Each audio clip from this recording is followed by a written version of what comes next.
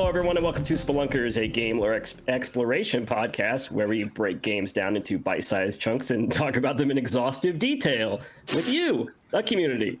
I will be your host for this exploration on Capcom's Okami, but I am not alone. I am joined by 4 trusty co-hosts, starting with Chris. Which one? I'm here. Should have ended with Chris. I just went from left to right on my screen, so I was just stricken with fear when he said that, and I realized. You're actually hosting. Oh no! For the video version, the green shirt Chris, Hello. I'm here. The red shirted Ryan, Good evening, everybody. the blue Or Jay, shirt. whenever you listen to this. Can I finish? Sure, I guess. The blue shirted Tom, Drink beer. and special guest, you heard his voice, Chris from the Hello Hyrule podcast. Hello. How are you? I'm doing great. Thank you guys for having me. I'm very excited to talk about this game. Less excited now that we got that intro over, though, right? Yeah, a lot of the excitement was for the intro. Yeah. Now that that's over, anything's fine. We got through that. The rest of it is going to be okay, I think. Easy peasy. So let's kick it off with any initial thoughts that we had going into the game. Does anybody have any previous history with Okami? Did you know anything about the game prior to Chris? I had played like maybe the first hour or so, which we'll talk about it, but the first hour or so, this game is not great. So I fell off like immediately, and I have not gone back to it since, but I've always wanted to because people talk a big game about this being like the best Zelda game that does not have Zelda in the title. And I'm glad I did because I'm having a much better time with this like initial chunk, at least after getting past the intro. The intro, not good. It is not. Ryan? About the same. I have had this on my gaming backlog for quite some time from hearing about it. Hearing everyone sing its praises for many years. I played about an hour of it on a plane ride on my Switch, and I was like, boy, this is not great. But now that we've gotten to sink our teeth in a little bit more, we're 8 to 10 hours in roughly. I'm enjoying my time quite a bit. Tom? It was a video game. I knew that. And Yep. it had crazy art style that on paper I knew I dug, but starting this game, I thought I was going to have a stroke. So, That bad, huh? oh no, it's just like, you know how it starts and like the paintbrush things start getting all like super like wiggly. Yeah, you can change the filter on it, too. Oh, can you? So I imagine like playing it like on Wii or what was it? Was it PS2 that it came out on? PS2. Yeah, most people wouldn't have upgraded to HD TVs at that point. So I imagine it wouldn't have been as jarring as it was to me. But after I got past it and I adjusted and didn't have a stroke or smell like burning toast, I dig the art style. Cool. All right, Chris. Yeah. Chris? New Chris? Like Chris and Ryan, I played probably an hour of this on the Wii, and it didn't really leave much of an impression, and I put it down. And it's been on like my list of things to go back to, especially like starting a Zelda podcast. It kind of felt like I should play the big non-Zelda Zelda game. And kind of when you guys said you were doing this, I booted it back up, and I have been absolutely in love with the game this time. I have like some criticisms that kind of bookend this chunk of the game. Like the very beginning, I think, is a bit rough, and they throw a lot of info and it's very slow, and there's some stuff at the end too that's but I think everything in between I've been over the moon about. The art style I love, the music is amazing, the combat, it's a bit simple, but like there's hints of like Bayonetta in it, which is so cool, and just the exploration, it's all just it feels like right place, right time for me right now. It's very good. Perfect. Glad to have you on for this then. Yeah. As for myself, I haven't really done much as far as looking into this game prior to. It's always been one that, you know, like Chris had said, it's always talked about. You always hear something about this game in some fashion. Like you can't be involved in the gaming space without hearing about this game in some way. I've had it on my wish list on the Nintendo eShop for since ever I had a Switch, if that makes sense. That's English, I guess. It's not French. It's correct. It's not. But I could never pull the trigger on it, so it's nice to finally just be like, okay, let's see what this thing's all about. But we'll get. What is everybody playing on? You're playing on Switch then? I'm playing on Switch. Yeah, I'm also playing on Switch. I too am playing on Switch. It looks so good for like a 2006 game on Switch. Like this could be released today as like a modern game, and I feel like it would. No one would bat an eye, right? Like does anyone else there's some gameplay things that I think people would bat an eye at. But, sure, but like visually, I think. oh yeah, visually, yeah, it's stunning. Yeah, like the art style is incredible. We should probably talk about that at the top, because that's one of the things that it's very well known for, and there's not a lot of games out there today that have ever replicated anything that this game has done as far as art. So I mean, what do you guys think about the art style? It's amazing. Like Wind Waker, Wind Waker still holds up and looks great. Twilight Princess, I love that game, but it does not look great anymore because it didn't really go for it has a bit of an art style, but it went pretty heavy on realism. Whereas Wind Waker, still looks great, and this still looks great. I will say, if you look up video footage of like the PS2 version, it's been improved with the HD remasters for sure. And I am playing on PS5, the PS4 version, but it probably looks exactly the same as the Switch version, I would imagine. Yeah, it looks very good. There's definitely something to be said about older games not going for a realistic art style and being able to maintain a level of sheen to the artistic vision from the original development. And man, it is. I could sit at any moment, just pause the game and be like, this is just damn pretty.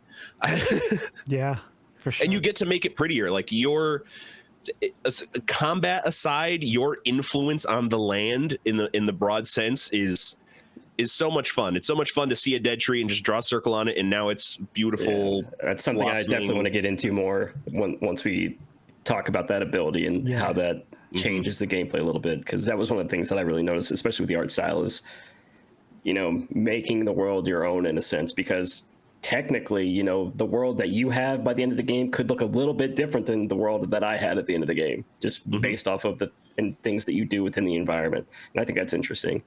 It's super cool. I have one quick fun tidbit about this. So this game was always going to be about like its focus on nature and like your character's relationship with nature. They actually started with a realistic concept. So there's like, I have a screenshot. I'm not sure. Can I share my Discord screen with you guys really quick and show you? It'll mess with the feed. Just pop it in like our channel. But it almost looks like Metal Gear Solid 3 graphics, and they decided early on to go with like the colorful style to allow them to better convey the character's association with nature and the task of restoring it. Exactly like those small moments that Ryan mentioned, like of the little things you do to restore. It just all came through better with the watercolor art style. I think they call it Sumi style. I don't know. I might be. Yeah, because that's the Japanese paintbrush. Yeah. Or like calligraphy brush style. But like around this same era, I think there was a lot of other games going crazy with like arts. Like, isn't this when Mad World kind of came out too? Oh yeah. Wasn't that like that black and white? I think there's a couple years of separation there. Okay, but like this is because that came out on the Wii, so it's the same kind of like era of like we're gonna go experimental on these weird art styles, and then not only in maybe the art style, but some of the stuff that we get into later that you can do with the paintbrush. I got very Afro Samurai. I don't know that anybody played that game, but you know what I'm talking about with the slashing. Yep.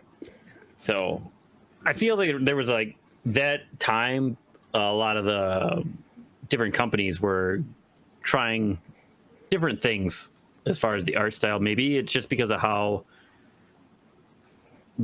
far you could push the graphics at that point. They were just kind of going outside the box. I mean, it worked for them. I mean, I dug it after my eyes stopped freaking out.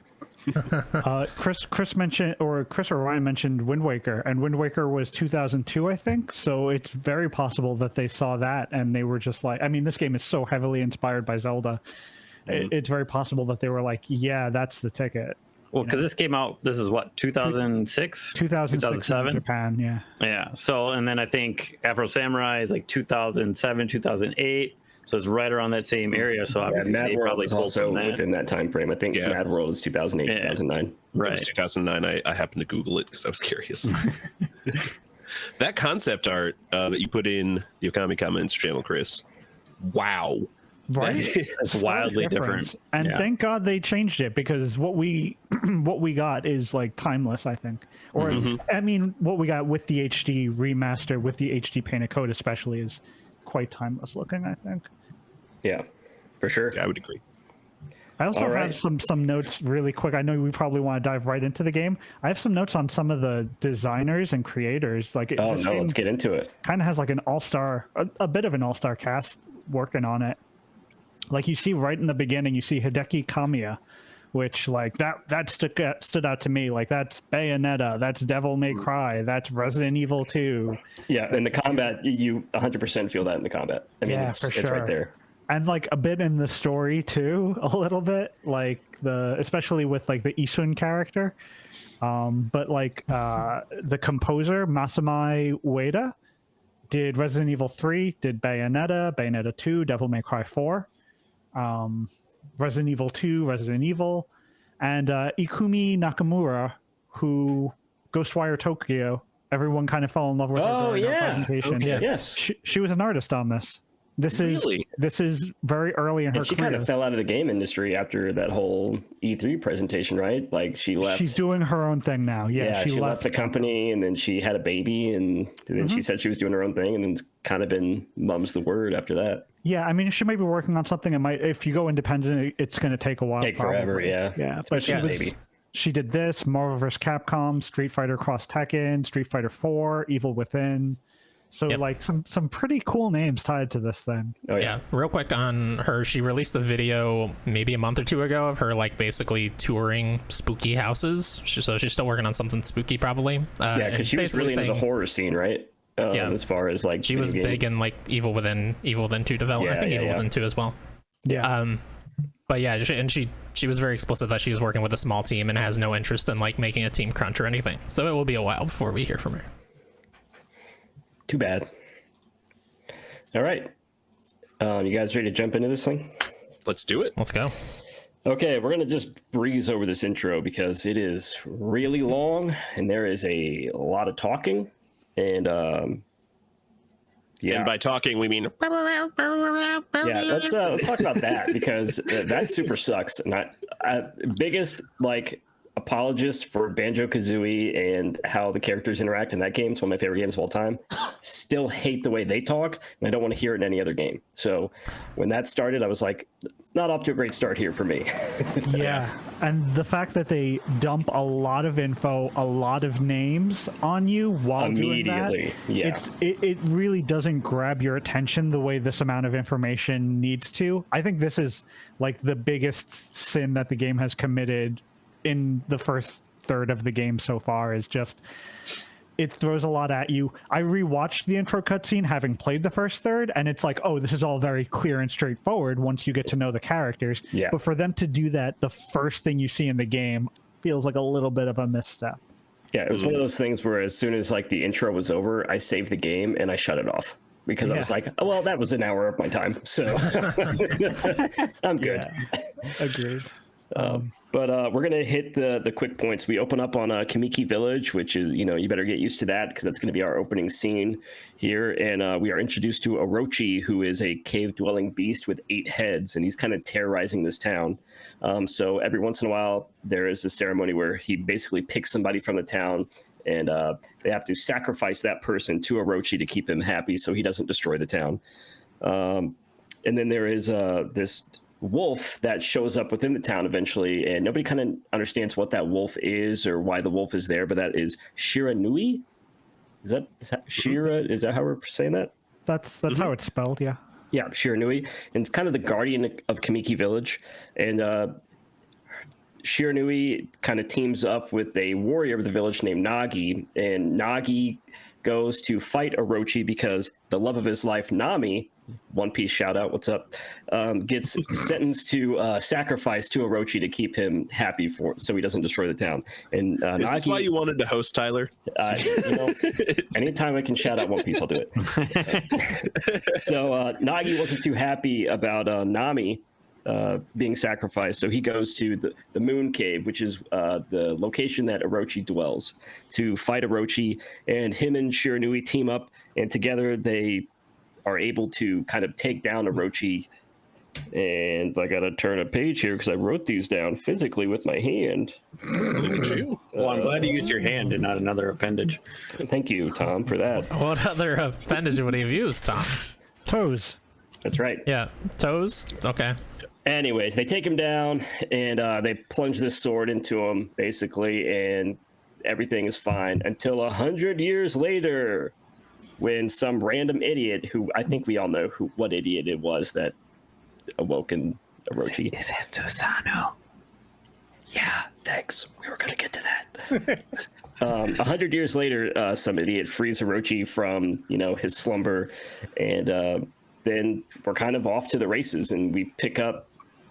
We wake up right in the middle of the forest, and instead of playing as Shiranui, which really threw me for a loop, we're playing as Matarasu, which. Well, I think they are. This also threw me for a loop. I think they are the same thing. It's just I do think they are the same. A lot of creatures, people you talk to, like they just see you as a regular wolf, which is what happened in Kamiki Village originally. As they saw Amaterasu and named it Shiranui, but it was still Amaterasu, and they never really go out of their way to make that clear. Yeah. I'm so glad you guys are confused about this too, because I felt like such a dummy. It goes back and forth. I think from my understanding, rewatching this stuff right before, you're an ancestor. It's like 100 years later, you're an ancestor. Aren't you turned to stone and you're like a statue? You wake up as a statue. Yeah. I think they said they just built a statue. And everybody calls you the mother of all things. Amaterasu is the mother of all things. So, it's very confusing. It's very confusing. There's also a parallel for every character in the intro story. There's a parallel in the game that you play, and the other characters are all ancestors. So I don't know. Yeah, it could kind of go, or they're ancestors. Who knows? But I think Amaterasu is also referred to once or twice as an ancestor by characters, but they might just not know. Somebody call Capcom. Yeah. Something I kind of like about this intro, like rewatching it, is like once you know the characters that the parallels are within the real game, I think your introduction to those characters, they're all like very lazy and like aloof. So like you get these heroic sort of silhouettes in the story of these characters, and then like that's the legend, and then like the reality is everyone's kind of a lazy goofball. Yeah. Yeah, I love that as soon as Amaterasu wakes up, she just like lays down. She could not possibly care less about what everybody's saying and doing. There are so many fantastic character animations, not just what they say, but the way that they act on screen that made me smile. Almost every time I met a new god from the constellation, I smiled because I was just like, this is fantastic. Watching a water snake not be able to pop a cork off the bottle. Like I have a note written down about one of them that's like they're making I can't even think of it, the rubbery kind of Japanese delicacy. That food from Monster Hunter Rise. And no, it's not Bunny Dongo. It's something else. It's I have it written down. Hold on. You're making me jump ahead of my notes. Damn it. While he's looking for that, I'm so glad you mentioned it, because the animations in the game are the funniest part of the game, and they're so good. Like they're fantastic. They're really, really fun. The same thing I have noted down. The 13 spirits are some of the funniest moments, but also Ami reacting to different NPCs is like classic stuff. Yeah, yawn, lay down, keep talking, whatever. Right. Or like the way sleep while you guys talk. He'll just paw Isun sometimes to like get it to shut up. I'm not gonna find this. This is deep in my notes, and I don't want to search for it. It's a deep cut. It is. It's called Mochi, by the way. It came to memory. There it is. It's Mochi. Oh, Mochi. Also, Mochi. you mentioned Kamiki Village, and like I will never not accidentally call this Kokiri village. It's just like it's the first big village in this Zelda game. It's I don't know. I'm going to make that mistake on this podcast. So. No worries. Okay, so we wake up as Maturasu, maybe Shiranui, we don't know, and we immediately run into this lady, and I don't have her name written down for no reason at all because I'm bad at my job. And we run into this lady, and I wish I had it written down, and I feel really stupid. Well, I didn't write it down. Oh, is it written down? Is it Sakuya? Thank you. Yes, That's Sakuya. it. Thank you. I have everything else written down. And I don't have her name. Sakuya. I have that written down because it says she laughs very strangely at one point. She does. She's And, also dressed rather scandally. Not yeah, at first, right? It's like a different point where she like makes this weird like Even at The first. angles. I think that's after Isun pops out. yeah. Well, yeah, there's like You know the there's titty an rub. angle somewhere in here where like it looks like her butt is just like sticking out of the back of this. Like there's just a hole where her butt is. It doesn't for some look reason. like. There is absolutely Why? a heart-shaped cutout in her dress that just Why? clearly shows butt. Okay, since Clearly. we're talking about butts, you see Amaretsu's butthole. Like I'm. a little Yes, that's concerned true with too. that. I also wrote that down. Like, well, they gave him a butthole. Gave her a butthole. Why is she laying on her Really? back? I never You noticed see- that. Why you guys yeah, saying when the like it's in one of the forests, she like flips over and is like laying on her back. You're just like staring at that butthole or something. I mean, They, Well, they it's put it literally right in just the a camera, flash. man. It's a cutscene. Yeah. It's okay, like whatever boom, you say, whatever. It's fine. wolf butthole. Fine. You do you. Okay. Anyways, she kind of gives you a rundown of like what's happening. It's a lot of dialogue, and it's basically just dialogue that reiterates exactly what we just watched. So it's kind of irrelevant, but within this dialogue, we are introduced to Isun. Do we want to talk about this chatty little guy right now, or we want to save it till after? Sucks so hard. Let's talk about him right It's now. not great. Yeah, it's not great. I believe we had a question about it, right? We did. Yeah. You want to hold on? Let me pull that up. Hold on. Blip. It's Rob. No, it wasn't Rob. Was Yes, Rob? It was. It wasn't Rob. Sorry. It's like I'm pretty sure it was Rob. And then Lovely Dory Rob. said, "Yeah." Yeah, it wasn't Dory. Anyways, Rob, friend of the show from Draft Punk, says, "How do you feel about Isun? Better or worse than Navi or Fi?" We'll answer that question right now. We'll save the other one for later. So, how do you guys feel about Isun? Is he better or worse than Navi and or Fi? I think he's so much worse because he's such a terrible little perverted weirdo that I just don't want in my company at all. He makes me laugh, which is pretty good. I'm ready to take the hate mail when I say I have not a lot of experience with Navi or Fi, as my only Zelda games are Spirit Tracks and Breath of the Wild. Well, there's a fairy in Spirit Tracks, right? I played that game over a decade ago. I have no idea. I it should have recently. the answer to that, but I do not. I played that recently. I think there is a fairy, but they're not as. There usually is an equivalent. If it's Yeah. Midna or Phi or Yeah, you know what it is? It's Zelda. It's because Zelda okay, is a sure. ghost. So you don't have to worry, Ryan, because I don't know if anybody knows this, but I don't really care for Zelda games. Boo. So Boo. bring it on. I mean, I feel like Isun is he's a very like anime character. Like you're gonna have that one character in animes that's just like, what the fuck is this guy doing? Mm-hmm. And he's just there all the time. Yeah. Yeah. I didn't mind it.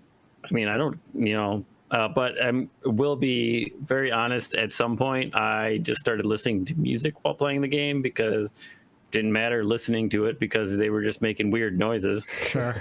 And I mean, the music was fine, but after you're doing like the same places, it's like, okay, well, I'll just put on my own stuff and play. But yeah, I didn't mind Isun. I mean, but I literally played like Legend of the Zelda 2. So That's a the weird one? side That's scroller. not the I good played one that. to play. I played No Ocarina wonder he of hasn't played Time, any others. Okay, He played two and was like, I'm good. and I played Breath of the Wild.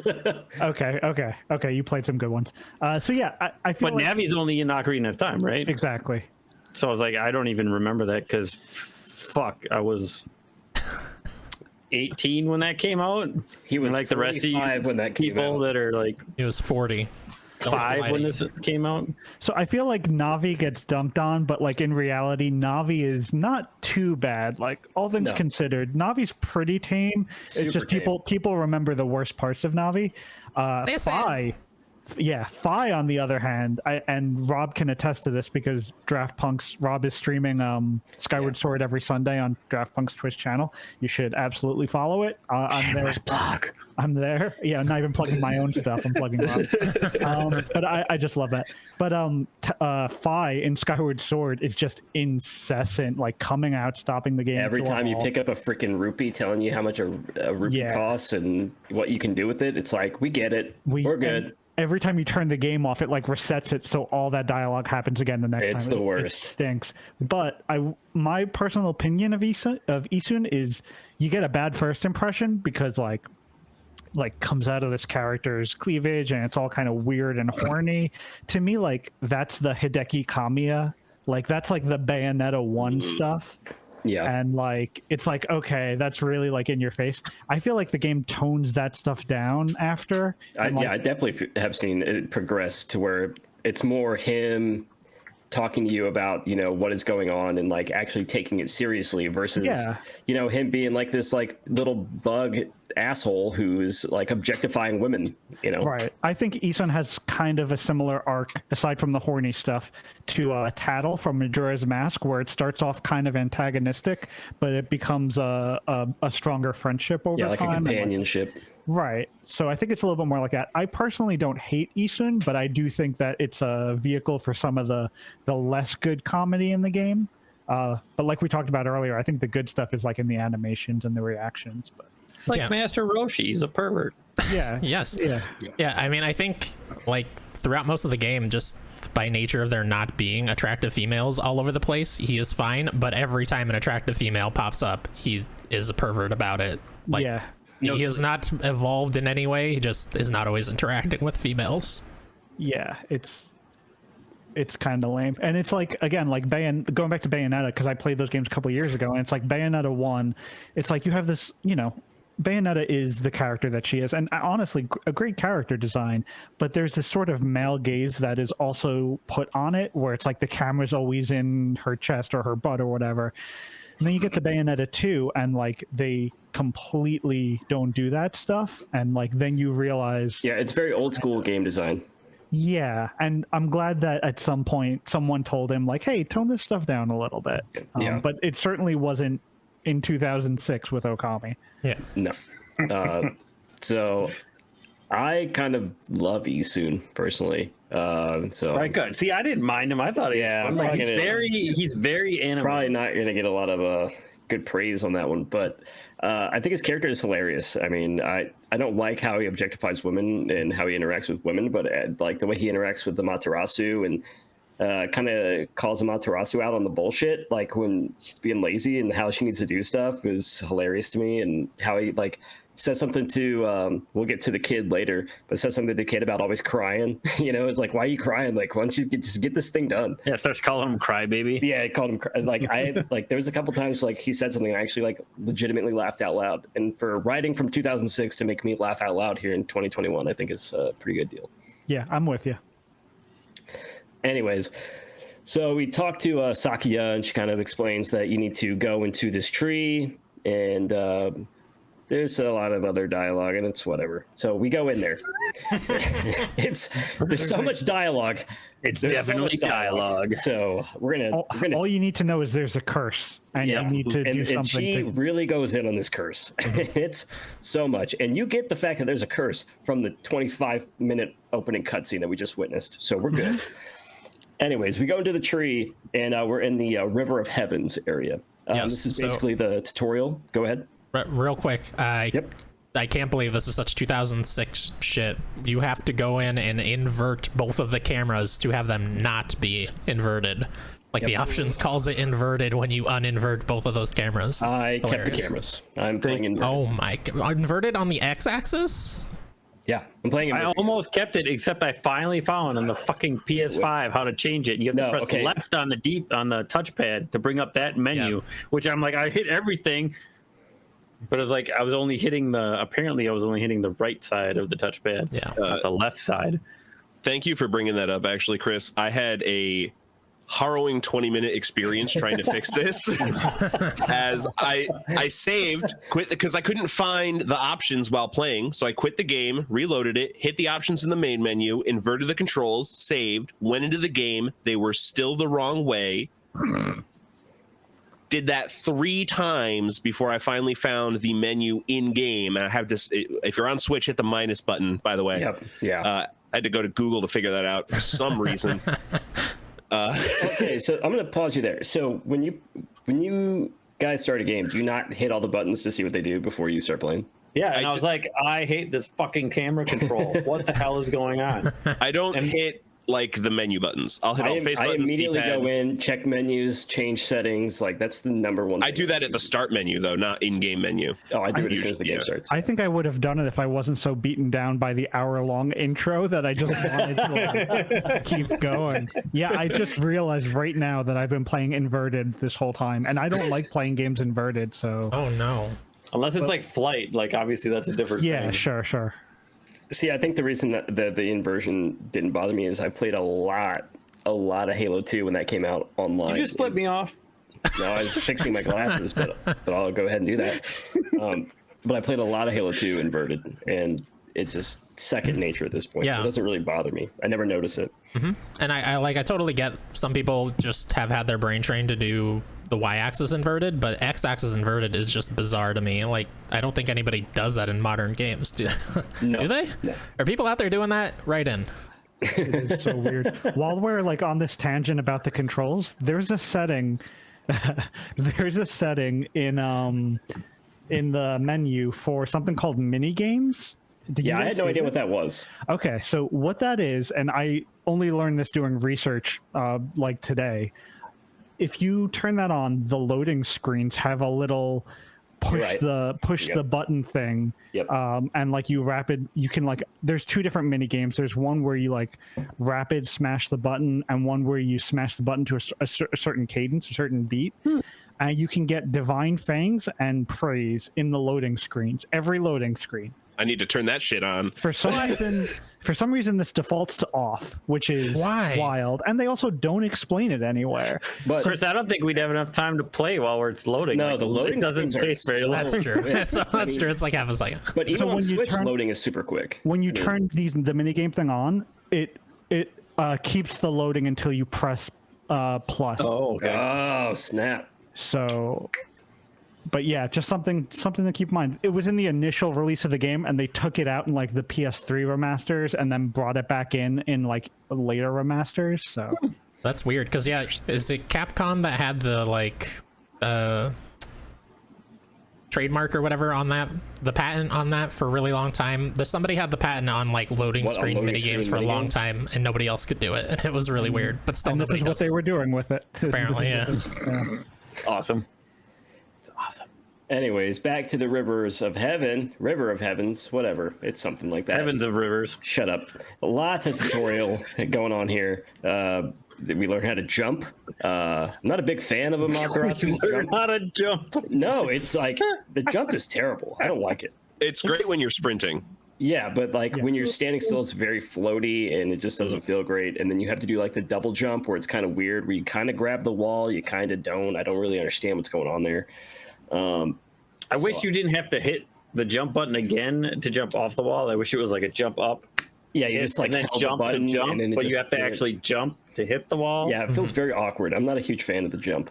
And then you learn how to, tackle stuff and break pots, which is useful to find items later on and open chests and stuff. I thought it'd be useful in combat, but it's not. So that's great. Well, and I then- mean, it's the same Combat's button. completely different, Yeah, though. it's because they remapped that same button to. Wait, I mean, technically, if you use up all your ink, you are doing like those charges and bites and claws and stuff. Yeah. So you kind of make your way through this area. You're inside of a tree. Does not look like the inside of a tree at all. And you kind of come to the edge of this cliff, and Isun teaches you how to finish off a constellation. And I think this is one of the first times where we use the paintbrush. And We have to draw. Well, you because you got to do the water before that. You got to finish the stream. Yeah, we get that after. we water- get Oh, yeah, that's after You we do do the this? constellation. I You thought do that a was- bridge before this, though. That's probably what Yeah, Tom's thinking of. It doesn't Isun draw that bridge? Yes. You're I an think, Isun. I think Isun does something, and then like he's like, "Oh, let me do this next one," and then you do it, and he's like, "Oh, Yeah, who which did is the that? Oh, who did constellation. this?" Okay. Yeah, I think, if I remember right. that sounds right to me. That's what I got written down here, so I'm going to go with that. All right. Anyways, so you talk to your first god, basically, which is Yomigami, which is this giant dragon. And it teaches you the rejuvenation technique, which is part of the thing that Isun is there for, is he is a master painter. And so with the help of Isun, you get to acquire all these different painting techniques, which I think is really interesting and fun. I think it's less the help of Isun and more Isun is like, I want to steal the 13 techniques you're going to He learn. basically wants you to learn it so that he can steal them all. But he's a master painter. This is the Yes. equivalent of finding these 13 techniques are what I believe the equivalent of finding an item in a Zelda dungeon are for. Like these are all like pretty big moves that change your verb set and have you like wanting to go back and forth between places you've revisited and see if you can explore them in a new way. I think these are there are a lot of them in the first chunk that we play here, and I think like most of them are pretty cool. Yeah, there are some that are super fun to use. Yeah. And we'll get to them as we unlock them. So we learn the rejuvenation technique, and then we kind of make our way back to where we were before, where there's this big expanse that we can't cross. And so we have to fill in the river. And I don't know about y'all, but it was kind of awkward for me, using the Switch. And I don't know how you guys are doing the paint. I'm holding R and using the stick to hold down and draw. But you can also use the touchpad. Touchpad does work pretty well. But just filling in the river itself felt kind of weird and awkward. I didn't really know how much I had to paint and then let go before it would. Are you hitting Y or X To what? to paint? I don't know. So R brings up the painting thing. Y draws like a thin line. X pushes the brush down and draws a thicker line. It sounds extremely complicated. I did not know PS5 is just, I think PS5 is you just hold R1 and hit square. Yeah, so triangle will draw a thicker line than square will. They never What? taught me that. That's good to know. They definitely Whoa. don't say that. Yes. Whoa, what? No, Yes, they it's do. true. Yep. That's bullshit. They It's told true. me. Call bullshit. Fuck you, Isun. Why didn't you tell me that? I never needed a thicker line, really. Even like just the square worked fine for filling It's in not the stuff. size, it's the motion in the ocean. Come on. Hold on. Motion in the river of whatever. I'm this texting was. this- The river of heaven. I'm He's texting it putting in out the live. Switch chat. Do it. Holy shit! This is great audio. This makes Mind no blown. sense. Look at this. Hold on. Oh, you can't Too see much it. glare. You can't see it. Look, there's a line. See that line? And then we come back. Look at this line. Yep, What that's a is bigger that? He line. is playing on the Switch right now. For the audio listeners, it's a bigger line. It's about twice as thick. That is. I never saw that. Tyler, I learned about it today also, so don't feel bad. Okay, so see, I'm calling bullshit. that Yeah, it but you tells didn't learn about it live while we're recording. It's fine. We know we always like learn something while we're yeah, recording. usually it's I'm you, gonna let but you in on a little backstage here. Every time we do one of these, somebody says some shit about a game that we have been playing that I have put many hours into. oh, That I couldn't possibly. I saw my audio went out there for a second. I learned something every time that I had no idea was even possible.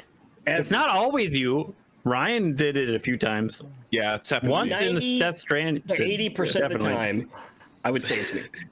Usually, yes. It's let's tell Tyler about something that he didn't know. And I don't get it. And then every time it's usually game changing, and then I'm angry, and then I never use it because I'm angry that I didn't use it at the beginning. And that's probably what's going to Well, happen here. that's not the best idea. Yeah, I'm bitter, and I'm going to not. I'm not bitter about it because I don't think I mean, obviously, I haven't used it because I didn't know about it, so it can't be that game changing. Yeah. For what it's worth, I do think that the power, like when you have to use a power to fill in an area, I think that's some of the weaker stuff. Oh, it's bad. Like you can misjudge it often and fill in like 3/4 of what you need to fill And in, then not take and then it. it doesn't do anything, and you're like, okay, let me do it again. And if you're using like the Switch or whatever, it's like kind of slower than you want it to be, and you can run out of ink, which is just the worst case scenario. Yep. Don't even get me started on the fucking log ride that happens later. Oh, I have many a note on that. We will get to Oh that. boy. Anyways, so you fill in the river apparently with broad paint strokes and not thin lines. And To be fair, I didn't know about it at this point. I learned about it later. yeah, well, you learned about it at some point. Better than me. And we make our way across the river and we find the statue of Nagi. And it is complete. We have to complete the blade to reveal another new constellation that unlocks another power. This quickly. We just unlocked a power. Now we're going to unlock another one. Yeah, just in general, it feels like we're unlocking powers really, really quickly. Like we already have half of them, maybe more than half. 7 out of 13, I think we have, right? Or 6. I think it's 7. I think we have In 7. the first Yeah, third, yeah, I think we Yeah. have 7. Yeah. it's pretty crazy. But I really like this. This is the kind of puzzle design that I really think is fun. Is just like, oh, hey, since you're able to paint on the screen, draw this line and complete this thing for us. And I think that's really interesting and unique. This is one of the reasons that I think playing it on the Wii would have been a hell of a lot of fun. Could have played on the Just doing Switch. the It's like a better Wii. Yeah, you can use the Joy-Cons on the Switch and motion controls. I hate the Switch. I'm not even getting into. You already know that I don't like playing games on the Can we Switch. stop this recording and just not go on? We don't. I don't hate the Switch. It's not my favorite. Fair. Anyways, Even though I have one. I have. we get it. We get Yeah, it. 4. All right, we got it. You don't like the Switch. You don't like fun things. You got it. So we unlock the Power Slash, and the Power Slash is super fun because you get to use it in like the regular environments and then use it in combat as well. And it's one of the things that I think is one of the best pieces of equipment in your arsenal as far as like combat and just the world design and how you're able to use it. I think it's super unique and interesting, and I love So it. yeah, this is what made me think of Afro Samurai, because I played Afro Samurai, and in Afro Samurai you can stop on the ground and pop the guys in the air, and then you can choose how to slice them, which is very similar to this. Which in Afro Samurai is cool because you can like chop limbs off. Also, Metal Obviously, Gear Revengeance. Revengeance, yeah. Rising. Is that what it is? Rising? Rising Revengeance. Metal Gear Rising. I'm not a big Metal Gear guy either. So. Great game. You should play that. Super fun. That's Yeah, about the only Metal Gear I've played. Yeah, I read it on my list. There we go. Yeah, this Duly felt noted. This felt like a very Wii. I mean, this game came out before, I think, the Wii. Yeah, right? it's like a PS2 game. But this It's a feels PS2, but then a year later, I think it was on the Wii. right, and this feels custom made for that. I mean, tons of other games are doing exactly this sort of thing, but Power Slash is the most useful thing probably that you learn. Maybe not the most fun one, but the most useful thing you learn. Like you were saying, you can use it in combat. I mean, it's great in combat. It's like Oh, you can finish a guy off in like a third of the time if you use it in combat. and you cut them right in half. I mean, it's colorful. It's essential for combat. Like you need it for some enemies that start to block and stuff like that. So and we'll get to Turn those into enemy types later. flowers. Yeah, like those dogs that we'll talk about later. Yeah, And they're- also in the environment, they'll sometimes just like line up a bunch of pots. oh, I love it. And you I just love slash that. right through them. It feels Yeah. so good. So sad. Or like the statues. You have a bunch of statues sitting around. And Exactly. it's so satisfying. I love it. Or pedestrians.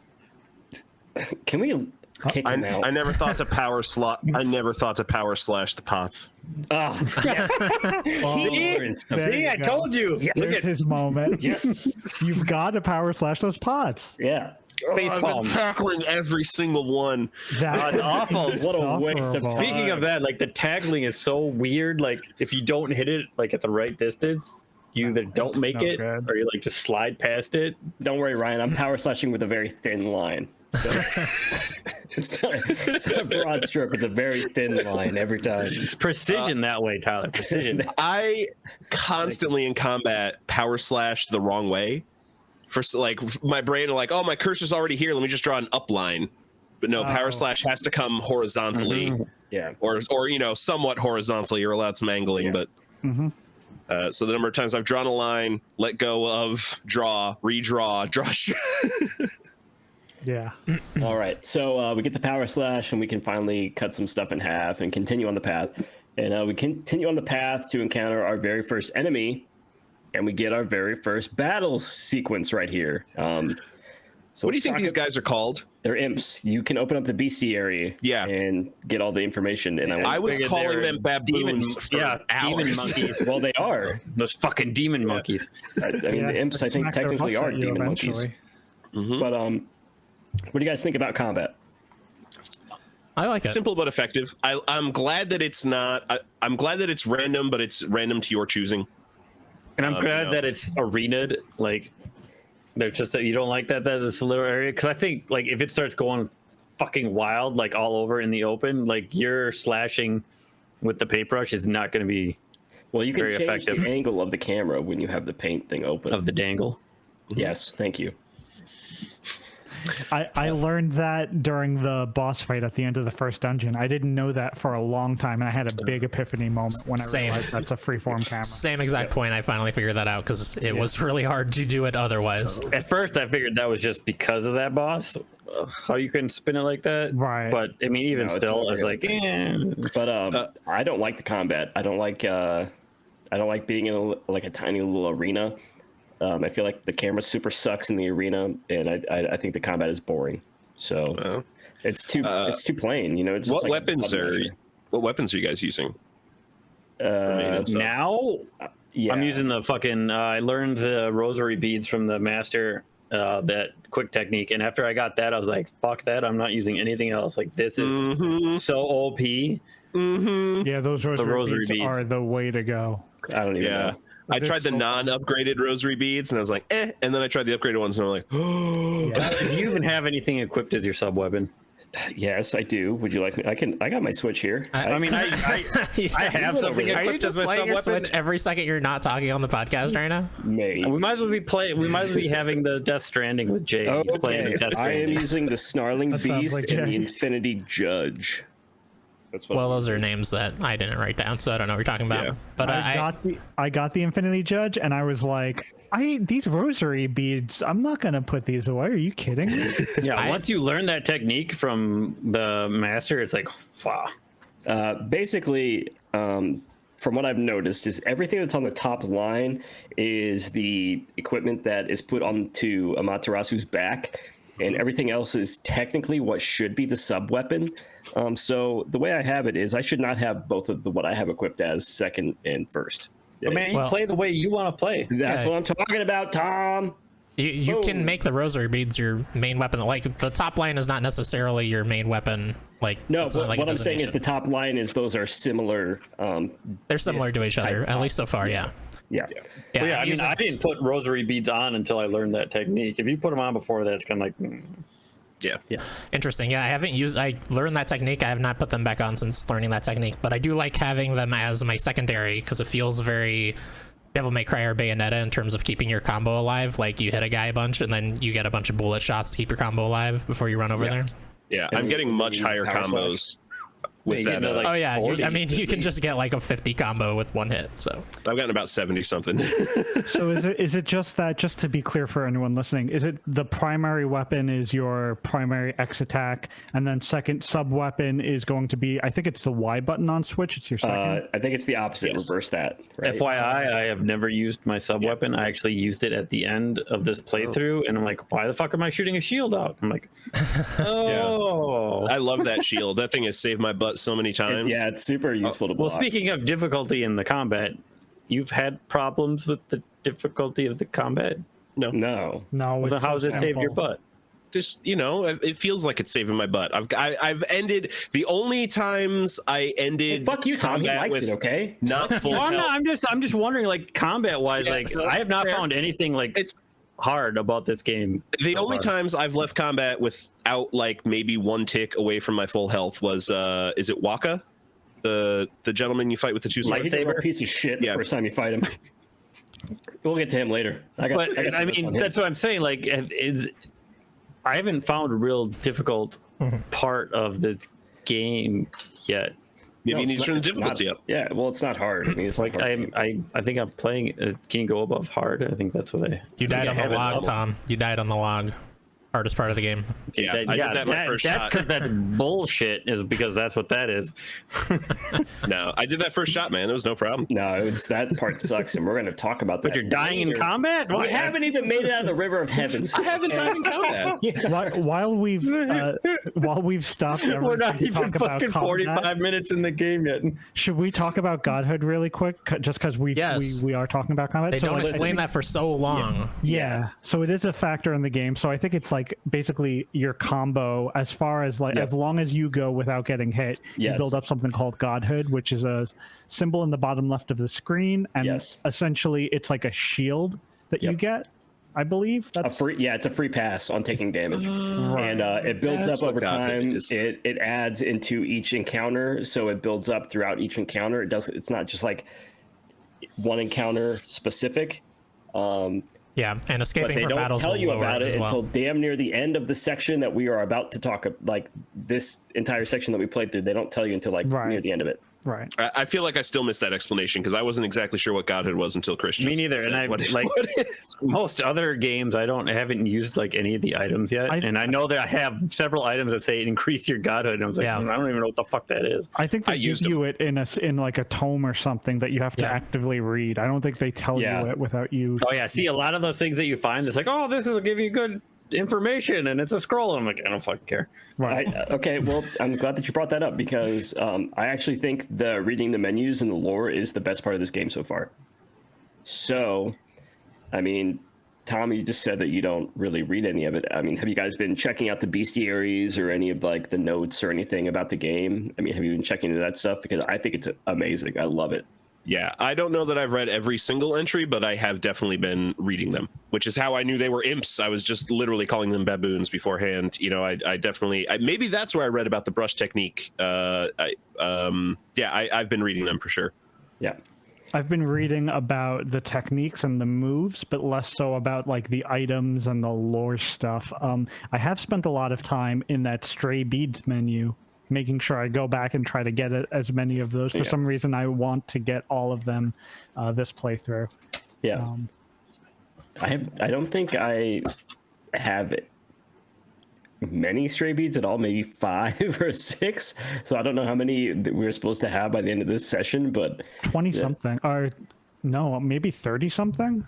by the I said end, maybe I got upper teens, but I didn't. I haven't I don't gone think I like had that far many. out, like looking for them. Like I was kind of just playing. You know, if I go over here and I started looking through that stuff, and I mean, I know there's a bunch. Like when you get the Ivy ability with the flowers, I know there's a shit ton in that like swamp area that I definitely did not even try and climb those. I just continued on. all right. Yeah, I got like maybe 10 of them. I have not been looking super hard. They say something about like you get some super special reward for getting all of them. So It gets rid of the wolf almost on butthole. Like, Yeah. you know, or it puts like one of those little beads that you can buy for a cat, and then you can hang on the tail. It covers her butthole, so you don't look at it. This is the Korok seeds for Thank you. Breath of the Wild fans. This is like you go out and you find like 100 Korok seeds and you get like a poop hat in Breath yes, of the Wild. that's true. I can't believe that was a thing. That was so silly. Yeah. So but Chris- I think that I don't know what you get, but I think it's actually valuable in this game. So Chris, did you say that you were reading the menus? Because I don't think I heard your response on that. Yeah, I'm reading the whenever I get a new scroll, I open up the menu and read the tutorial because there's a lot of things that are not tutorialized up front. Despite this game having a very long and very hand-holdy intro that over-explains things, it doesn't explain a lot of basic mechanics until you grab those scrolls and read them yourself. So then Ryan did not learn about his little thick paintbrush from this because you didn't know about it and he didn't know about it, and you both said you were reading scrolls. All right, then the game told me. Ryan's a liar. Well, I don't remember.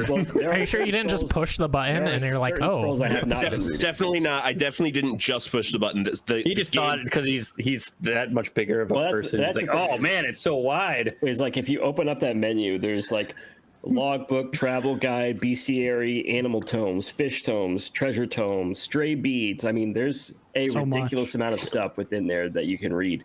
I haven't been reading all of it, but like the stuff that involves like lore, like enemy designs and all that jazz, like that's what I've been reading. I love sorry to like go on another tangent, but like this game is just like chill vibes. It's just like everything about it. Like they established the stakes at the very beginning. Everywhere is cursed. You have to get rid of this curse, right? So it feels like it's at its peak as far as the stakes in the very beginning, and everything since then is kind of like do it at your pace, take everything in, explore nature, make this area better. Like I don't know. I think all of that contributes to like just this general enjoyable, not stressful gameplay experience. Yeah. Yeah, it is. It's maybe chiller than the lake demo, which is just you delivering mail. Well, you didn't see Chris stream the lake demo then, where he got into a car and tried to hit every civilian. I tried to go GTA road. on that so hard, it didn't work. They just like make you, the character just automatically slams the brakes. It seems like there's a trend because I remember watching Chris play Watch Dogs and just running civilians over. I said sorry every time. Listen, there's a reason we have a podcast together, and it's because we don't do things in the traditional sense. That's why you have me to balance that out. Is that what it is? Yes, you. Well, it's definitely not me. It's definitely not me, and it's definitely not Tyler. Anyways, so we finally get through our first combat encounter. We have so much stuff to go through. Oh my god. Yeah, remember when we were just gonna skim over this intro real quick? This isn't the intro. This is the tutorial. We passed the intro. We're in the tutorial. Please, come on. We're so early. Yeah. Continue on the path so you can count your first enemy. You can use Power Slash in combat. I love that. We talked about the lore. Anyways, so we get Power Slash. We make our way back out through the River of Heavens.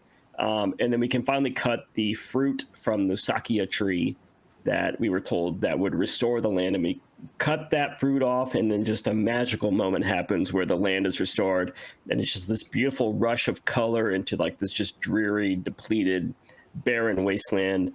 And that's where the art just really pops and shines, and it's our first real glimpse at the beauty that this game is going to bring going forward.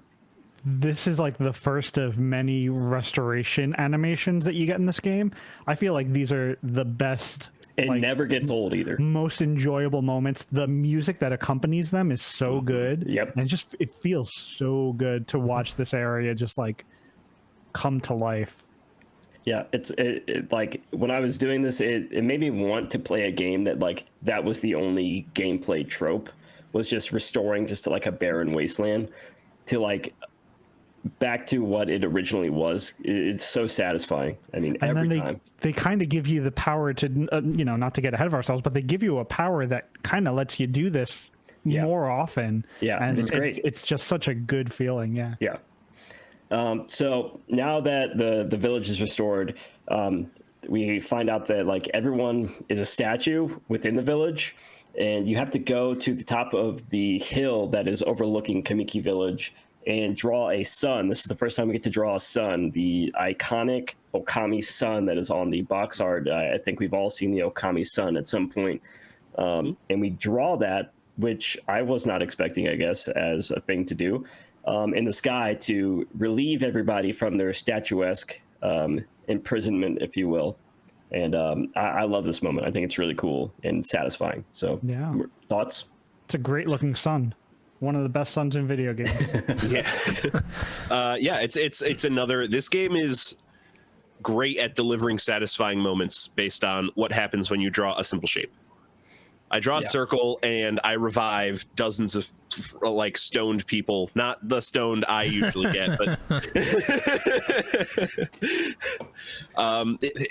over and over, you rejuvenate a small piece of the land, you just get to draw some flowers, and then it greenifies the whole area. There's so many simple action on the player part, grand animation of just your victory. I'm so glad that you said that, because I think that is what is satisfying. It's so simple on the player's aspect, but grand in scale within the game.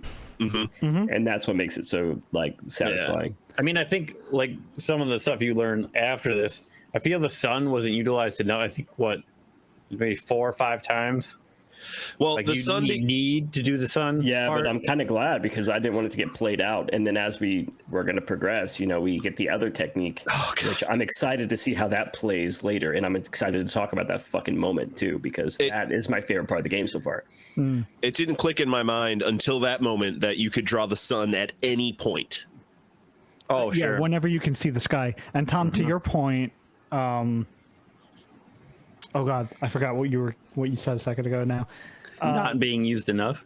The sun. Right. So depending on what you do in the exploration, like certain animals only come out during the day, and the day-night cycle keeps going as you play. So like you could be drawing that sun to get out of nighttime to see things that are only day specific. So speaking of animals, it's weird because in the beginning you need a bunch of the stuff to be at nighttime. Yeah. Right. Oh, we'll get to that because I got an issue with that. Yeah.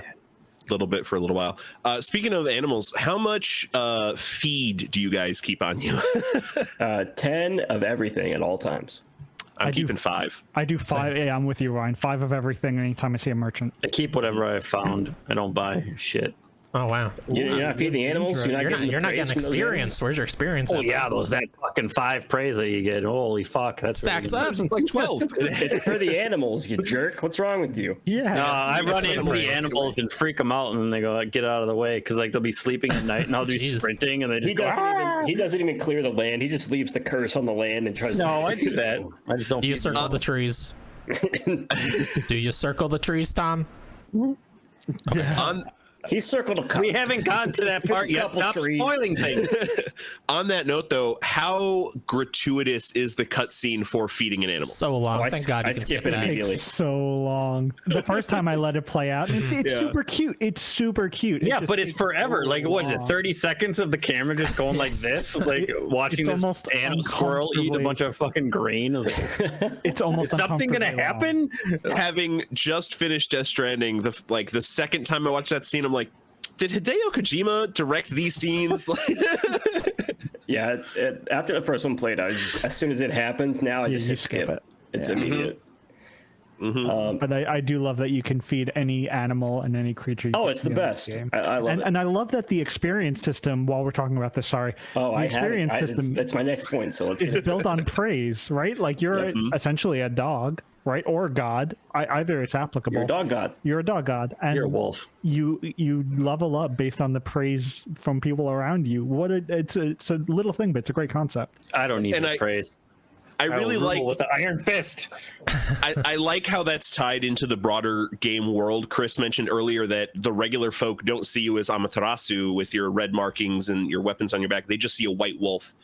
And they, like Isun tells you, that's because people don't have belief in the gods anymore.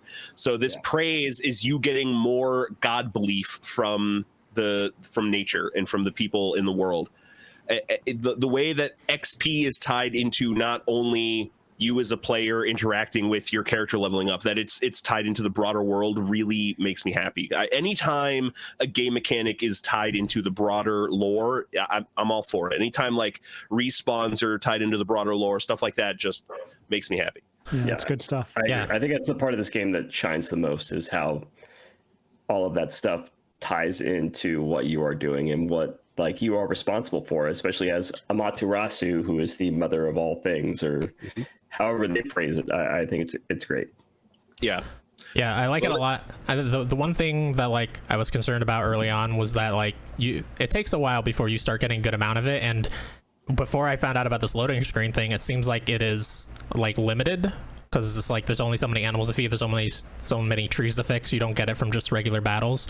So like I thought that, you would have to do basically everything to max out all your stuff if you wanted to do that, but considering they have a way to just like grind it in loading screens, it seems like, I assume there's other places where you can just get extra of it too.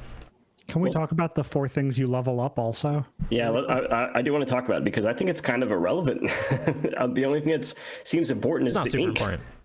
Yeah, I only focus on health and ink, and like honestly, I probably didn't need to focus on health as much as I did. Like it's really just ink.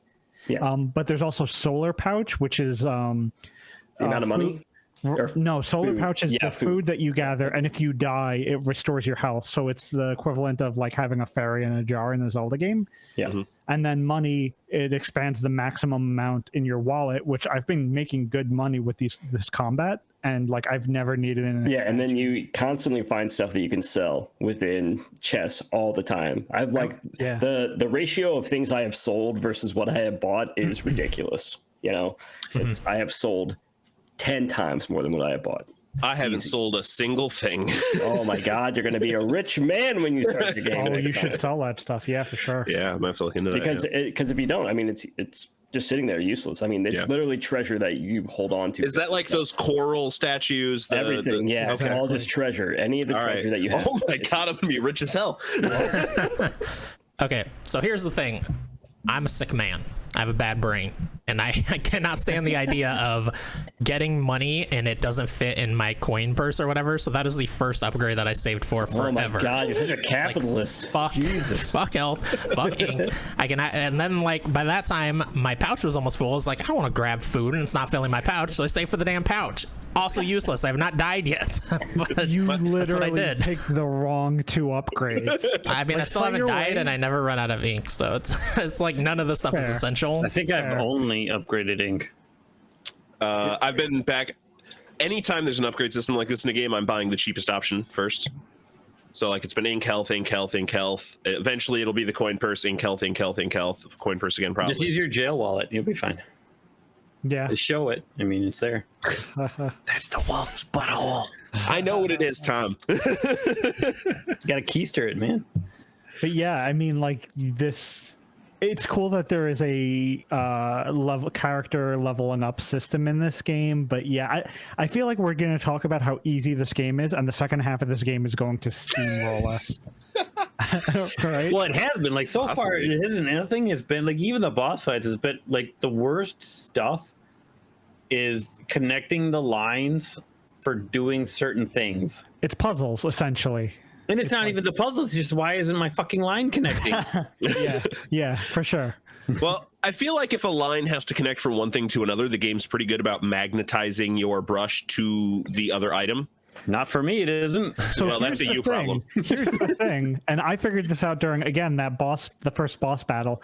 If there is a thing to connect a thing, usually if you want to interact with a piece of the environment, your brush will animate in a specific way as you hover over a thing. Like it'll show up like a weird different animation when your brush is there. But even when I was still connecting that and stopping like right on it, it wouldn't fucking connect and be like, what the fuck is going on? This is pissing me off. Yeah, It's not a perfect system. Goddamn log. It is annoying. It will also change colors though, both on the like starting point and the point that you want to go to.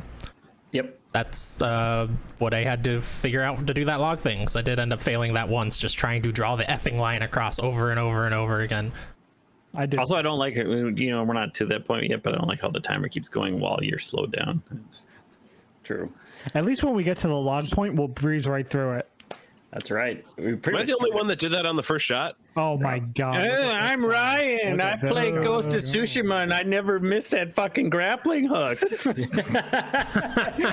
Oh my god. I had like a minute and a half to spare on the clock, and I thought I did a poor job. A year-long deep cut of this. Unbelievable. He's been prepping that one this whole Yes, conversation. he's keeping it in his back pocket this whole time. Anyways. Oh boy, we are. I'm glad we're all back together again. We're in this game. This is what happens every time. We're so early still. Hour and 10 minutes in, and we are barely scratched the But we're hitting a lot of stuff like Yeah, we're gonna rush through the middle and then talk a lot about the end. And you know that. You already know we won't. Anyways. But at some point, I'm gonna have to get another beer. So Mr. Orange. We'll find out. That's Anyways, be on number 3. so we fight some more imps right after we kind of restore everybody back to their natural state. And this is where we kind of restore a pond after we fight the imps to get praise for the first time, even though we've already talked about praise, so we can skip right over that. There's a lot of different opportunities to gain praise, which I think we've covered most of them. As far as feeding animals, I guess we haven't talked about side quests that you can do for other villagers and stuff like that. Defeating enemies, rejuvenating trees. A lot of it is like talking to people in the village and helping them with like little chores. Like again, it's just all low stakes, like leisurely stuff that's like real feel good. Except for that lady, you have to dig up her carrots, and she's not super happy about that. But you get praise for it anyways. but you don't have to do that. But you're doing a like bad thing. You're much digging up her later. carrots for that kid, and That was pretty easy. Yeah, but she's. But what I'm saying is, like, she's not happy about that. No, So it's she's like not happy. You're getting praise, but it's like you're doing a bad thing. You're a wolf guy. You're a Fuck bad you. dog. You're a god, whatever. You're a bad dog. Is there something to be thought about behind the fact that all these tasks seem so leisurely to us, but maybe because Amaterasu is a god, everything's leisurely? That's why she just sleeps. She's like, fuck this. This just popped into my head. I haven't thought about this thought a long time. That's a good point. That's a good point. Maybe. It's too good a point. Nobody has a response to it. That's smart enough. All right, there we go. All right. Yes, only gods can And that's turnips Okami, everybody. What Ryan said is gods are lazy. Period. No, they're just so powerful that It's so anything. easy. Such a simplistic task that you don't have to Finding worry 8 about it. dogs easy. No, Fuck easy. that part. Fuck that. No, To that. really, We it's have not a 8. long time till we get to that. So It's not the 8 dogs. It's the 3. yeah, we'll get to That's that. true. Okay, so we make our way through this village, and once we go to the end of the village, we talk to this merchant, and you can't pass any further because there is a giant boulder in the way. Of course there is. Why wouldn't there be? So we have to find the legendary warrior of the village, Susano. I need We have to have him help us break open this boulder, basically. So there's been a lot of names in this game that are very tied to actual Japanese mythology. Yes. Amaterasu is the sun god from Japanese mythology, Yes. Yep. for example. Susano is one step away from that because the actual name in Japanese mythology is Susano-o. There's an apostrophe O after the Susano. Yep, I just got figured messed it with was Final that. Fantasy. I just figured it was that Genesis song by Phil Collins. Based on everything else in the game, I was going with Japanese mythology, but you could be right, Tom. I don't know. Yeah, this whole game is based off of Phil Collins' song. Nailed it. Hideki No, Kamiya, just this I guy. wouldn't past it. Did any of you guys try to like cut the boulder before you talked to Susano? Because I never Yeah. did, and I like, what is it? I Why did did they not. tell you can't? Nothing. Yeah, they're just Nothing like happens. your power slash isn't powerful enough. For no reason, That doesn't make any sense. Susano It wasn't does thick not help. enough, man. I guess. We needed a wooden Whatever. sword to smack it first We needed for our somebody powers. to pretend that they were powerful, so that way we could be extra powerful. So getting to that though, like once you get Susano, like I really enjoy the part where you are helping other people. It's mostly Susano at this point, but like you help a couple people later by doing your just your broad strokes and whatnot with your paintbrush. I just like how it's like the weird influence. Cutscene, like intervention, basically. Yeah, I like that. I was not prepared for it the first time, or almost the first. Oh, I definitely wasn't prepared. I'm like, what is going on? I'm like, oh shit, I'm supposed to do something and it's too late. Yeah, Every time it happened, like even with the fishing later, I was like, oh, I was supposed to do something. It didn't tell me I was supposed to do something. What the fuck? Or I draw the wrong thing. Yeah. I'd like draw a circle, or I'd like wiggle over it, and they're like, "What are you doing, you fool?" And I'm like, "I don't fucking know. You didn't tell me."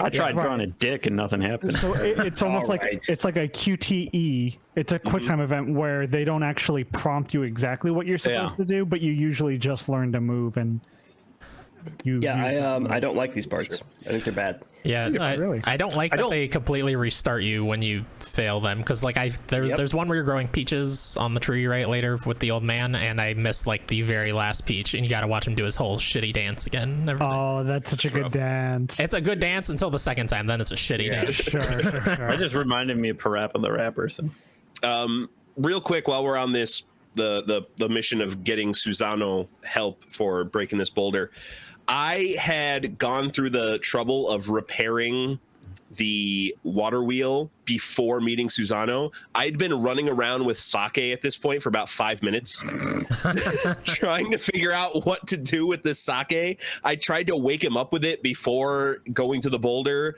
Like I had no idea what to do with the sake. And then once I finally was able to recruit his help, he had gone back to do the training, and it was nighttime in my game, so he was asleep. And, So I just ran around for a few minutes because I didn't know I could draw a sun in the sky until I got the moon thing later. but you did the log on the first try, so I did the log on the first try. So you know, Right. pros and cons. Did you guys notice that Susano has the picture of Kushi in his house? Mhm. That's cute. And like what he, after the cutscene where you meet him, he's actually riding on you for a little bit, and you can go talk to all the villagers, and they react to talking to really? Susano. That's awesome. And Susano just becomes a stumbly mess when you go talk to Kushi. He like gets all shy. I didn't do that. I absolutely. Oh, go ahead. Oh, I was gonna say Susano and Kushi are the two characters, the maiden and Nagi. They're those parallels from the intro. Yeah.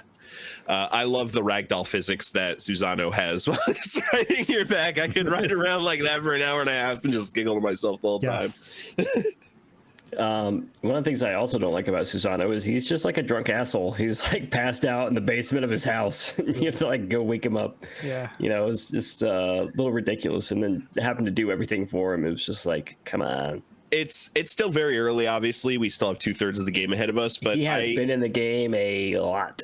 A good no, for sure. But I can see them setting up for this hero redemption arc. Like you're grooming him, and all of a sudden he's going to be like, "I don't need your help." At the end, you and him are going to be Nagi, and he's not going to have that stupid wooden sword that's got branches growing out of it. And at that point, we're going to love it because we're going to be like, "You remember 20 hours ago when this guy was a bumbling fool who drank way too much sake, and now he's this hero that actually worked with us to save the day." He can still drink the sake. Maybe he's like Auron from Final Fantasy, and he just fucking like pours it on his blade. That's right. Anyways, we get Susano and we go back to the merchant, and then he realizes, oh, I need to train more before I can bust this rock open. But I can't train unless I have sake, which Ryan already hinted at. You go and you fix the water wheel for Kushi, who is the sake maker of the Kamiki village, and you fix the water wheel, you go into her little house and you get some sake and you take it back to Susano so he can drink it and be happy, and then you make cuts for him because even though he drinks it and he's happy, he still can't use a sword. No, he's got a wooden sword. What do you want from the man? So, okay, he has a wooden sword, but he's got racks of other swords at his place, but he chooses the wooden sword. I felt like he named it Tohen Boku. I don't know if that's like anything.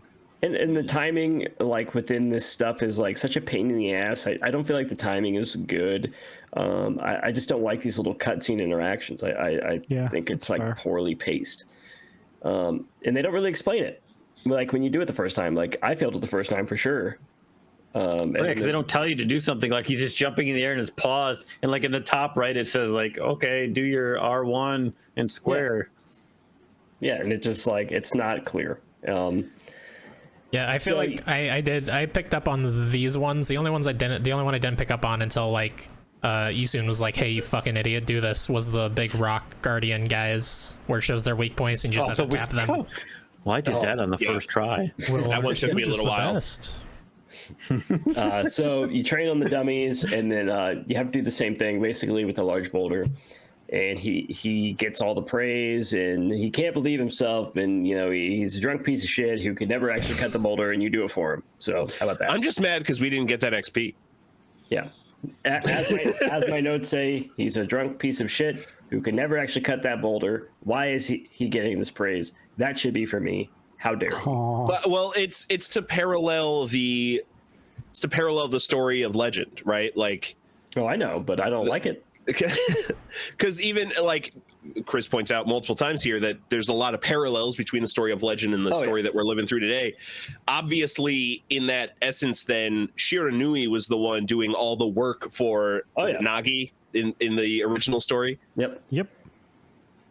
Well, it's like if you take this like and nobody watches movies, so they don't know what the fuck I'm talking about. Movie. I watch movies. Daybreak and Night Watch, I think, the Russian movies. So like the gods can influence, but they can't actually do the stuff for them. So like this is them grooming you to go towards their side, basically. I like that. Where they're not doing it for you. Like they are, but they're like, it's making it seem it's like you are it's like building the story, basically.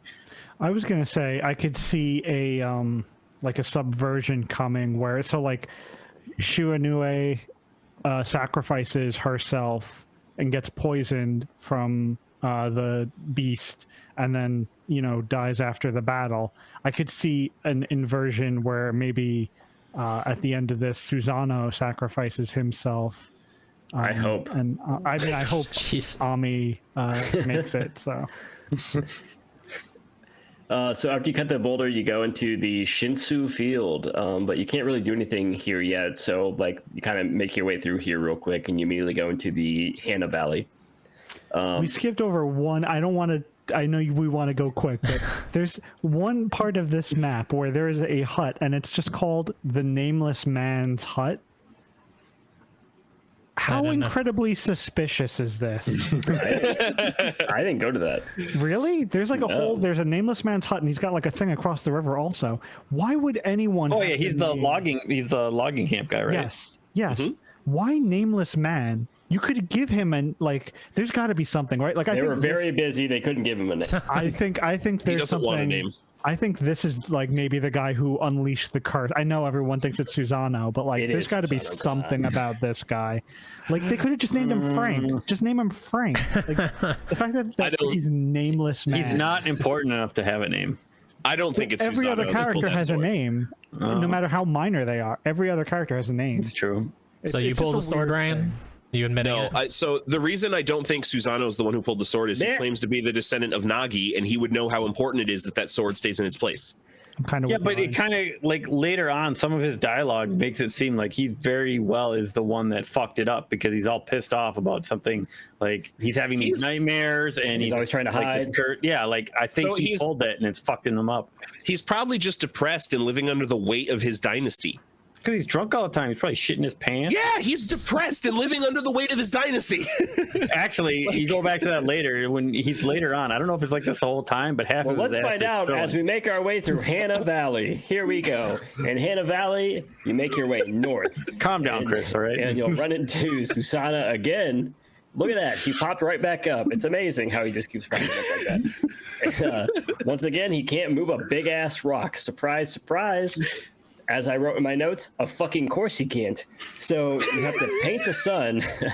dude onto finds a a- lot of big rocks. So many rocks, and he can't do anything about any of them because he is useless. Anyways, so you have to go to this mural basically that's on the wall, and you paint a missing sun onto the mural. I really enjoy this part, and it kind of destroys the rock that's hiding that tunnel that you have to go into. It also gives you like it clues you into the puzzle you're about to do. Yes, it does. Yeah. So you continue on the path and you'll come across a small sapling that you can't really do anything with right now. You can see that there's kind of a pedestal behind it. But there is a barrier to your left that you can use power slash and cut down. And once you go in there, you'll see Susano. This is just what my notes said. So I wrote this in a rush. I'm sorry. Susano is being annoying as fuck and messing with a cute bear. Oh, the sleeping bear on the ball. Yeah. Yeah.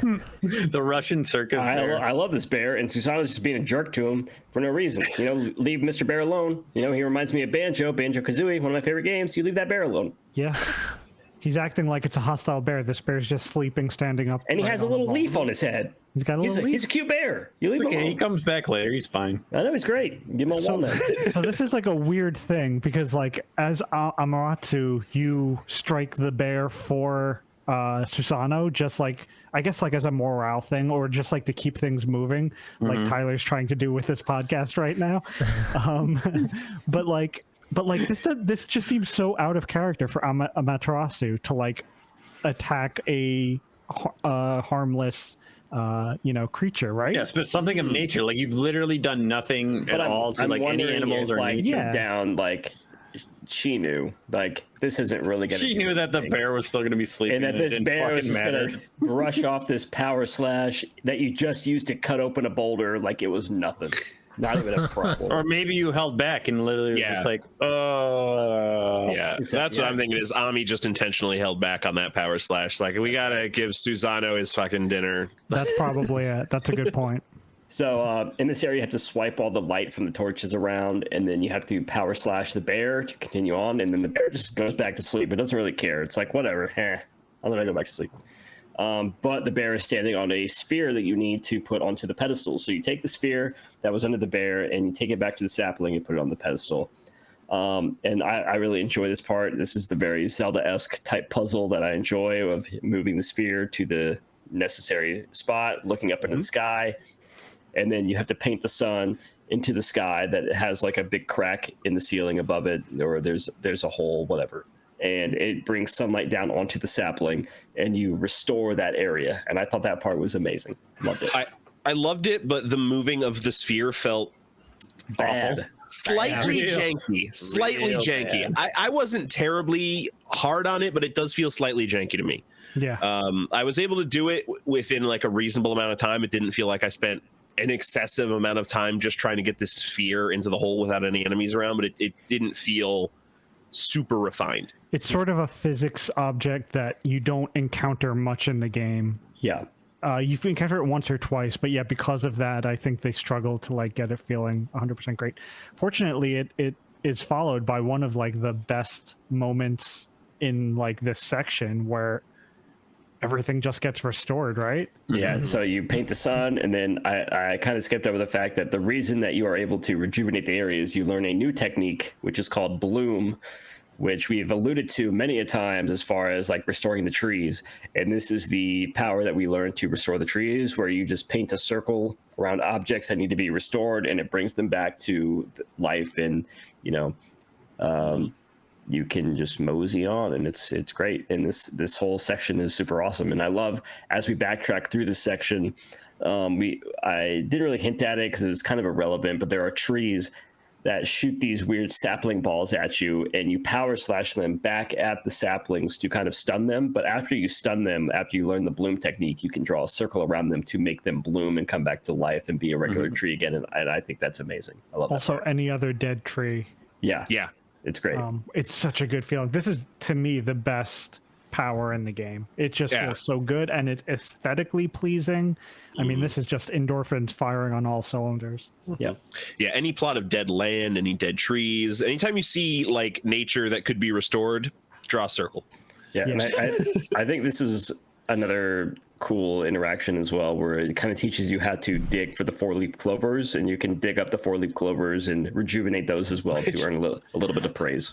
I had such a brain fart on that. After you get the water spout power in a little bit, and you jump up to that area, and there's the 4-leaf clover you can dig up. I'd been playing the game all Sunday, recording, and it was like 10:30, 11 o'clock. I was tired. And I hopped up to that top ledge, and I was just like, what the hell am I supposed to do here? I feel lost as hell. I went to YouTube and watched, because I've on and off been playing. I've consulted a walkthrough when I felt it necessary. Not that I've been playing directly with a walkthrough, but I've had like the page open minimized in case I need it. And the walkthrough didn't directly ascribe. No wonder you got through that log part first try. Yeah, I didn't touch the. fuck? I was not looking at a walkthrough on that log part. That was easy peasy, buddy. Easy freaking peasy. I didn't need a walkthrough. Yeah, that's what you say with your walkthrough. Mm-hmm. Maybe I'll just need better reaction times. Back to the fucking grappling hook. But this was definitely a moment of, what the fuck am I supposed to do up on this small ledge that has a glowy thing? Yeah. So, and also about these clovers, while we're talking about them, the development studio, Clover Studios, obviously, the clovers you find in this game are the studio's emblem, their studio's logo. So it's just a little nod to the development studio. Did not connect that. That's fantastic. All right, so we make our way out of Hana Valley, and we're going back to the Shinsu Field. And we can use bloom on the sapling that's in the middle of the field here, and we can restore the field to its natural glory. It's great. It's funny because we rejuvenate the Hana Valley, and then we immediately get to rejuvenate another area. And we've said it 1,000 times. We'll say it again. That process is amazing and beautiful, and it never gets old. And So good. I wish the whole game was just us rejuvenating fields. It's great. It's extremely satisfying. And then Isun kind of gives you like a couple of options here. You can do a little bit of exploring. You can tackle things in different orders if you want. But we're just going to go with what I have written here. So you can go and check out where the sword was stolen from Orochi from the Moon Cave.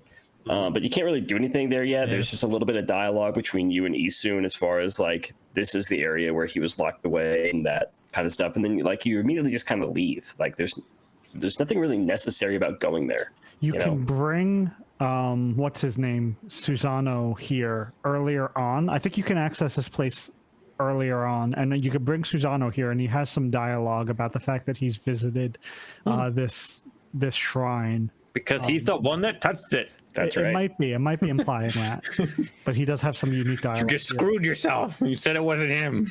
I'm still holding out hope that I'm right. I'm with you, Chris. Is the other Chris here? Because he's been very quiet.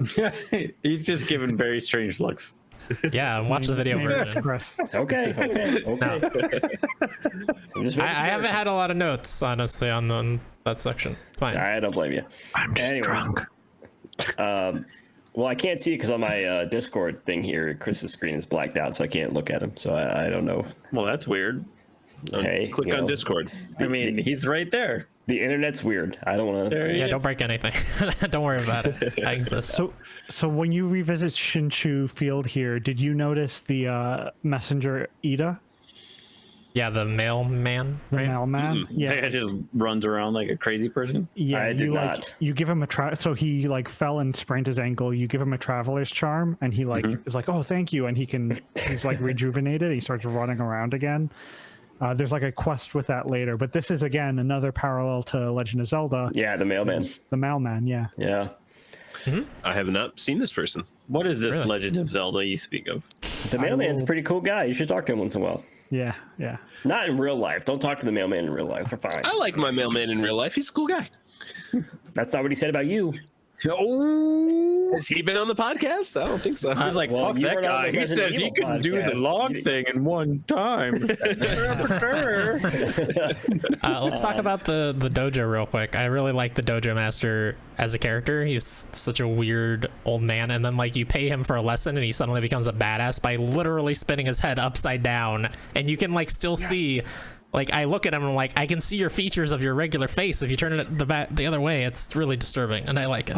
I'm sorry to keep being this guy, but that's Kaipora Gaibora. That's another Legend of Zelda parallel. The owl in Yeah. Link's Oh, yeah. Awakening, Ocarina. Yeah, as soon as you blah, blah, come blah. out of the woods, he's Yeah, sitting yeah. there right over the woods. And he does the face spin thing. It honestly, it looks just like facially. It looks very similar to, maybe not just like. Yeah, that whole face spin thing kind of freaked me out the first time because I walked in the room and saw his face one way, and then he you buy a thing and it spins the other way, and I'm like, wait a minute. Am I really high right now? Or did that just I am happen? so I am definitely really high right now. And then when I went back later, I'm like, okay, all right, his head definitely spun the fuck around. Yeah, for sure. What do you guys think of these moves that you can learn here? I think it's Fleet Foot and Four Winds. I was begging for something like Fleetfoot. Yeah, I the was dodge technique helped Dodge out roll, so yeah. much. It So good. makes everything so much better. You know, it was definitely a piece of the puzzle that was missing. I think it was something that should have been implemented from the beginning, not something that you had to pay to get to. You know, Sure, that's fair. even if, like Tom pointed out, I haven't necessarily felt the combat has been super difficult. Every time I went into combat, like the rare times I would take a hit, I'd be like, why don't I have a dodge? Why don't I have a dodge? that was exactly Where's my why dodge? I felt that exact same way up until that point, and I was Like like, the only Good animation. Point I used the dodge was that Waka. Right. Oh, I use it all the time now. I just spam it while I'm in a fight 'cause it's super fun. Yeah. I like the way it's like I a weird spam circle. attack with rosary beads. It's just a weird Kill circle move. I love it. Yeah, you mentioned other Chris. I will not call you just Chris. No, I'm just kidding. You mentioned that you like the There can only be one. like animation on the dodge. It like leaves a little bit of grass behind. Something we never even talked about is that while you're running, you just like leave grass behind you constantly, and it's a really great. And the animation. faster you go, Yeah, it the becomes faster you run, more- the bigger the bloom is. Yeah. Very that's a good satisfying. Yeah. But I wish that you could just go full speed right away. Yes. I'm sick of I also don't like I gotta trot around for a little bit. Yeah. But yeah, it definitely gives off those same satisfying vibes of restoring the vitality to a piece of land. Just running around and having flowers and grass grow up in your wake is. Did you learn that from the guide? No, I got him. no. I just played the game. Oh, okay. We can't trust Anyways. anything he says at this point. No. Like, No. does he even have Okami on the monitor behind him? Yeah, I do. That's Okami. That looks like a bunch of trees. That's just lighting, Tom. That's definitely Okami. I think this is also where you find Tama the pyrotechnist. Yeah.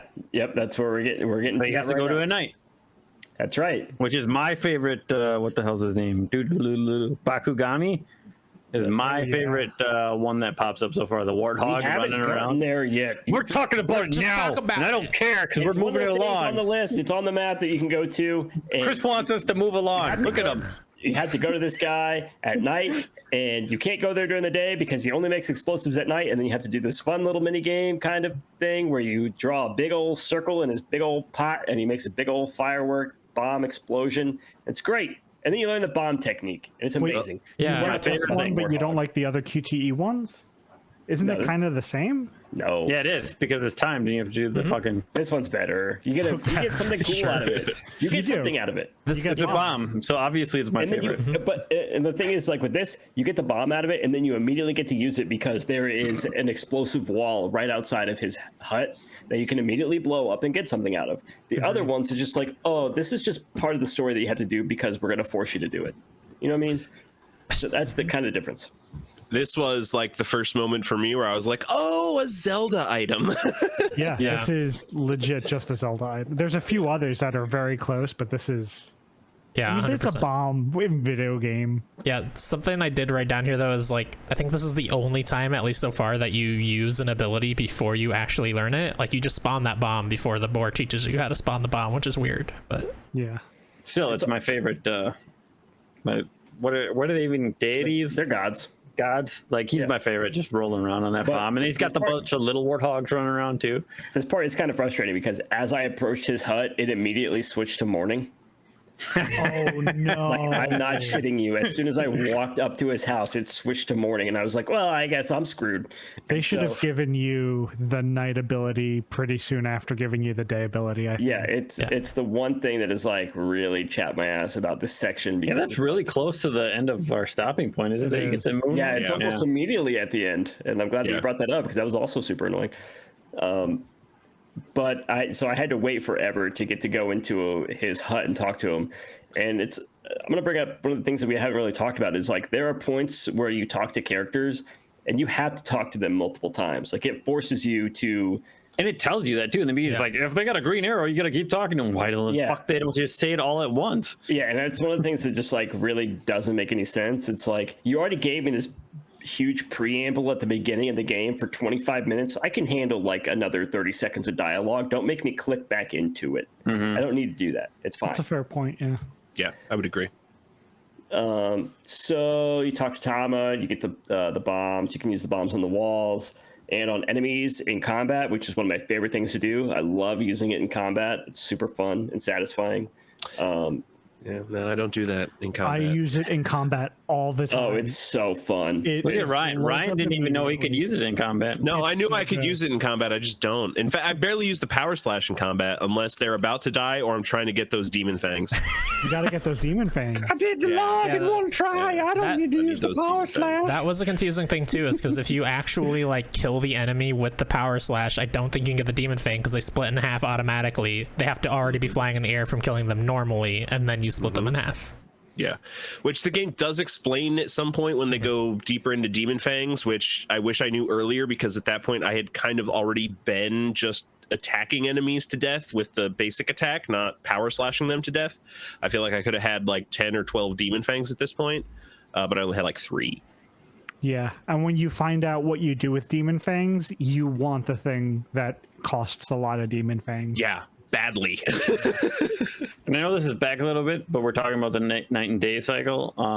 I still have not gone back to that old bitch to get my cherry pie or whatever the fuck she's supposed to make to you, and you have to talk to her at night in the first area. I'm like, It just fills in your pouch. It's not. I literally have not been back there when it's been night and returned it tonight, and I'm like, I don't even fucking care. Whatever. I guess it's not worth it then because my pouch has been full for about 4 hours. Yeah.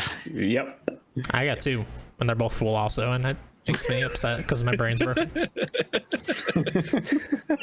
One of the other things you have to do in this area is you have to get the bounty list from the Mika's Moon Shrine. And this is one of the things I think is really cool is the fact that we have this like specialty group of demons that we have to kind of hunt down.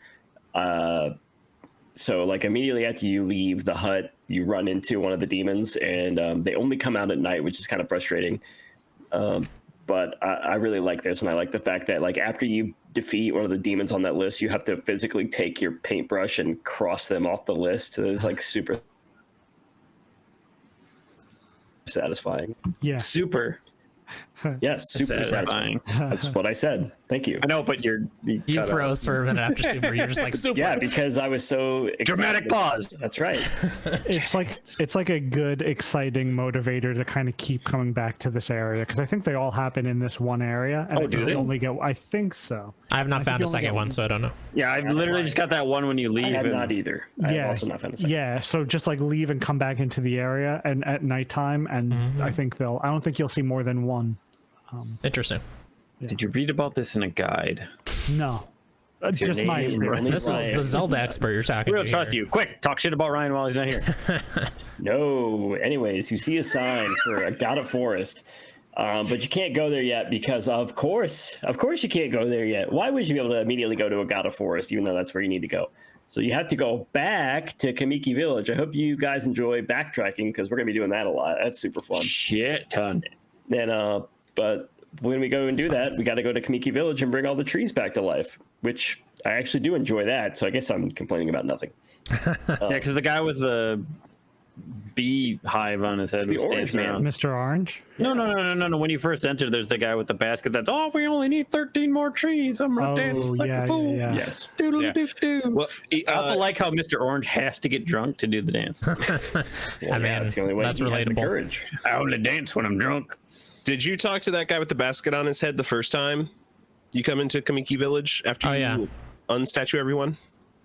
How many times did you talk to him before you realized it was just the same thing over and over? Well, I if you talked do to the him fight once. fast enough, he won't keep causing the fight. He'll give you What like is some fast praise. enough? Under don't know. 13 seconds. Fuck me. It wasn't in the By guide. 2 seconds. You got to get a better guide, man. I don't know. Yeah, what to that's tell right. you. Yeah, what? I wasn't looking at a guide at that point. Get the Prima strategy guide, right? Get that IGN walkthrough queued up next time. I've been watching the IGN walkthrough, yeah, but I didn't. Fucking knew it. I knew it. I That's why didn't. I said it. I knew I it. didn't bring that up until it was a later point. It was like there It was a like later when you're point in the crossing that game. river. That Yeah. river. Yeah, That's at the that's beginning. about when. I was just kidding. what is- No, not that river. No, the river into the forest. Oh, okay. Okay. The river That's- sticks. that's- yeah.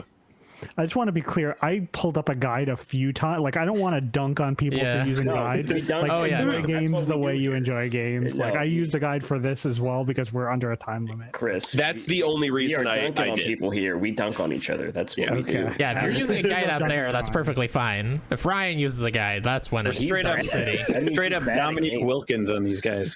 Dunking. You know, I'm recording the footage for this playthrough, so I didn't want my footage just be me running in you circles for submit it, 30 though? minutes. Yeah, did you upload it though? Like, is it? yeah. Ready for 4 it. videos are up right now. 4 of the Anyway. videos are up right now. So you Wow, you talk must to have- Mr. Orange, and he's like, "Hey, why don't you circle these peaches on this tree?" And you're just like, "I would love nothing more than to look at this guide and circle these peaches on this tree."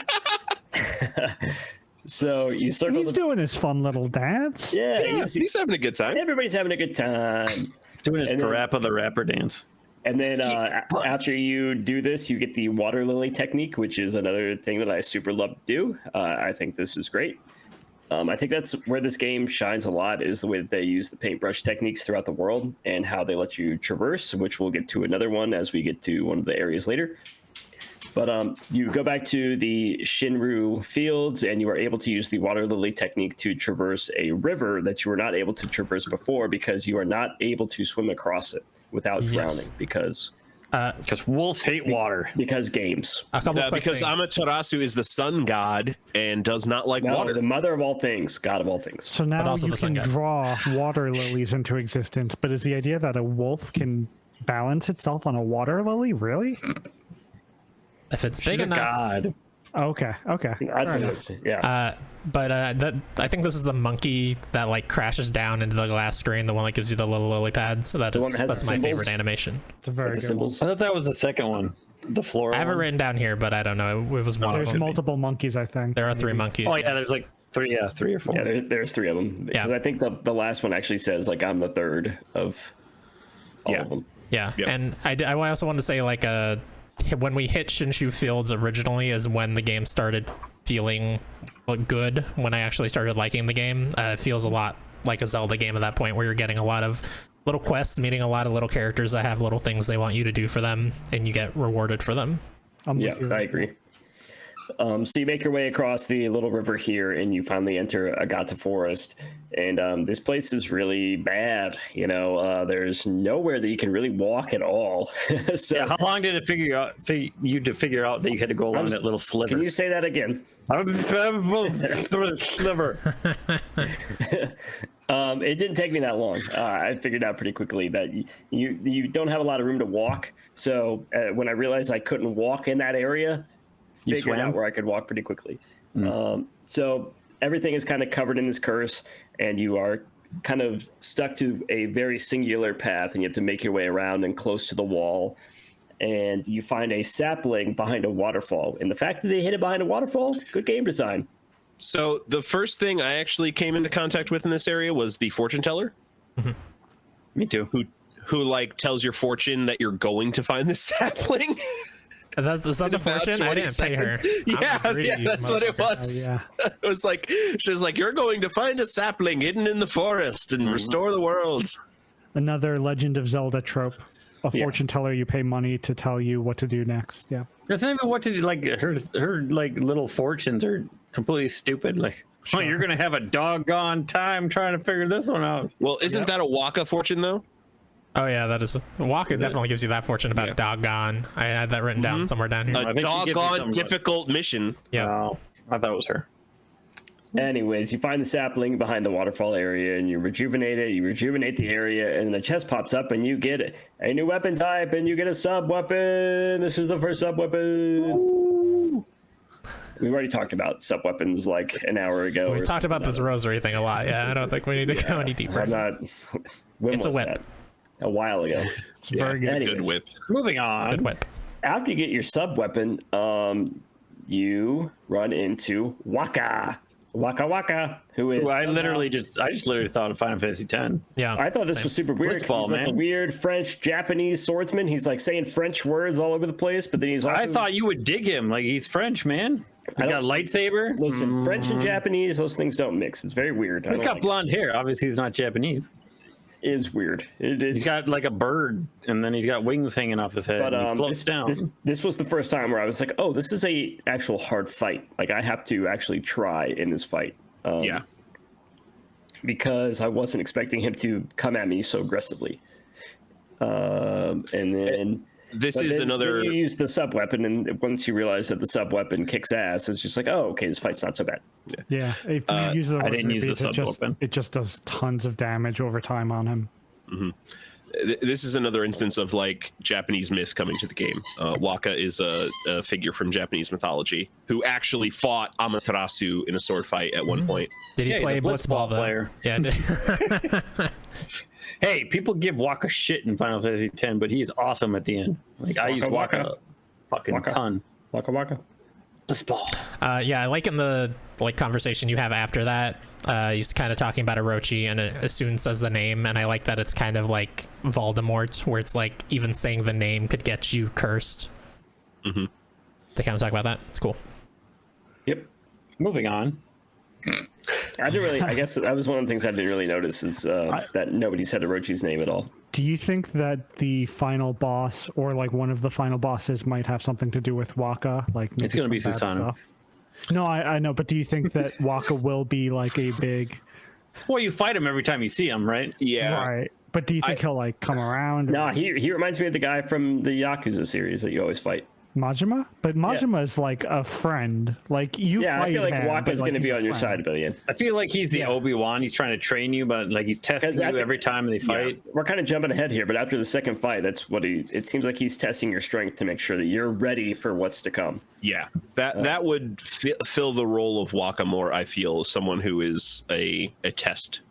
Yeah. Not a friendly rival, so to speak. A regular Gary to Ash, if you will. A Sure. rival.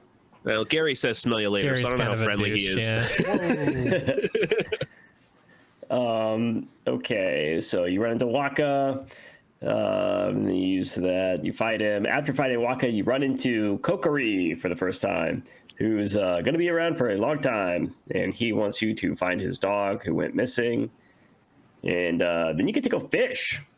I Real wasn't quick expecting about that. Kokiri, he's got this little bunny hat on. That's like literally the bunny mask from Majora's Mask and the N64 Zelda games that speeds you up. It's just a cute, another... And very close to Kakariko. You know, it's Kokiri, Kakariko. Exactly. Yeah. I relate a lot with Kokiri. I think you have to deliver a mask to Kakariko Village, the fox mask, right before you go up to the Goron Mountain. Yeah, that sounds right.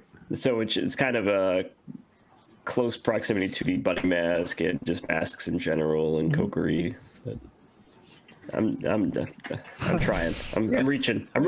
You're reaching. Thank you. I can see it. Oh, there you go. Thank you.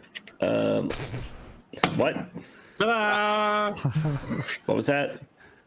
I like the I like the coming of age story essentially that Kokari has. You know, it's short, it's sweet, but it is this like he's a young boy, his dad expects more of him, he's afraid to, you know, try more adventurous things with his life, but like I don't know, it's inspiring. Even though he's a young I love boy. how his dad is like, "Hey, tiny child, go fix this bridge over a giant raging river." He does it incredibly unsafe. He doesn't do it. You do it.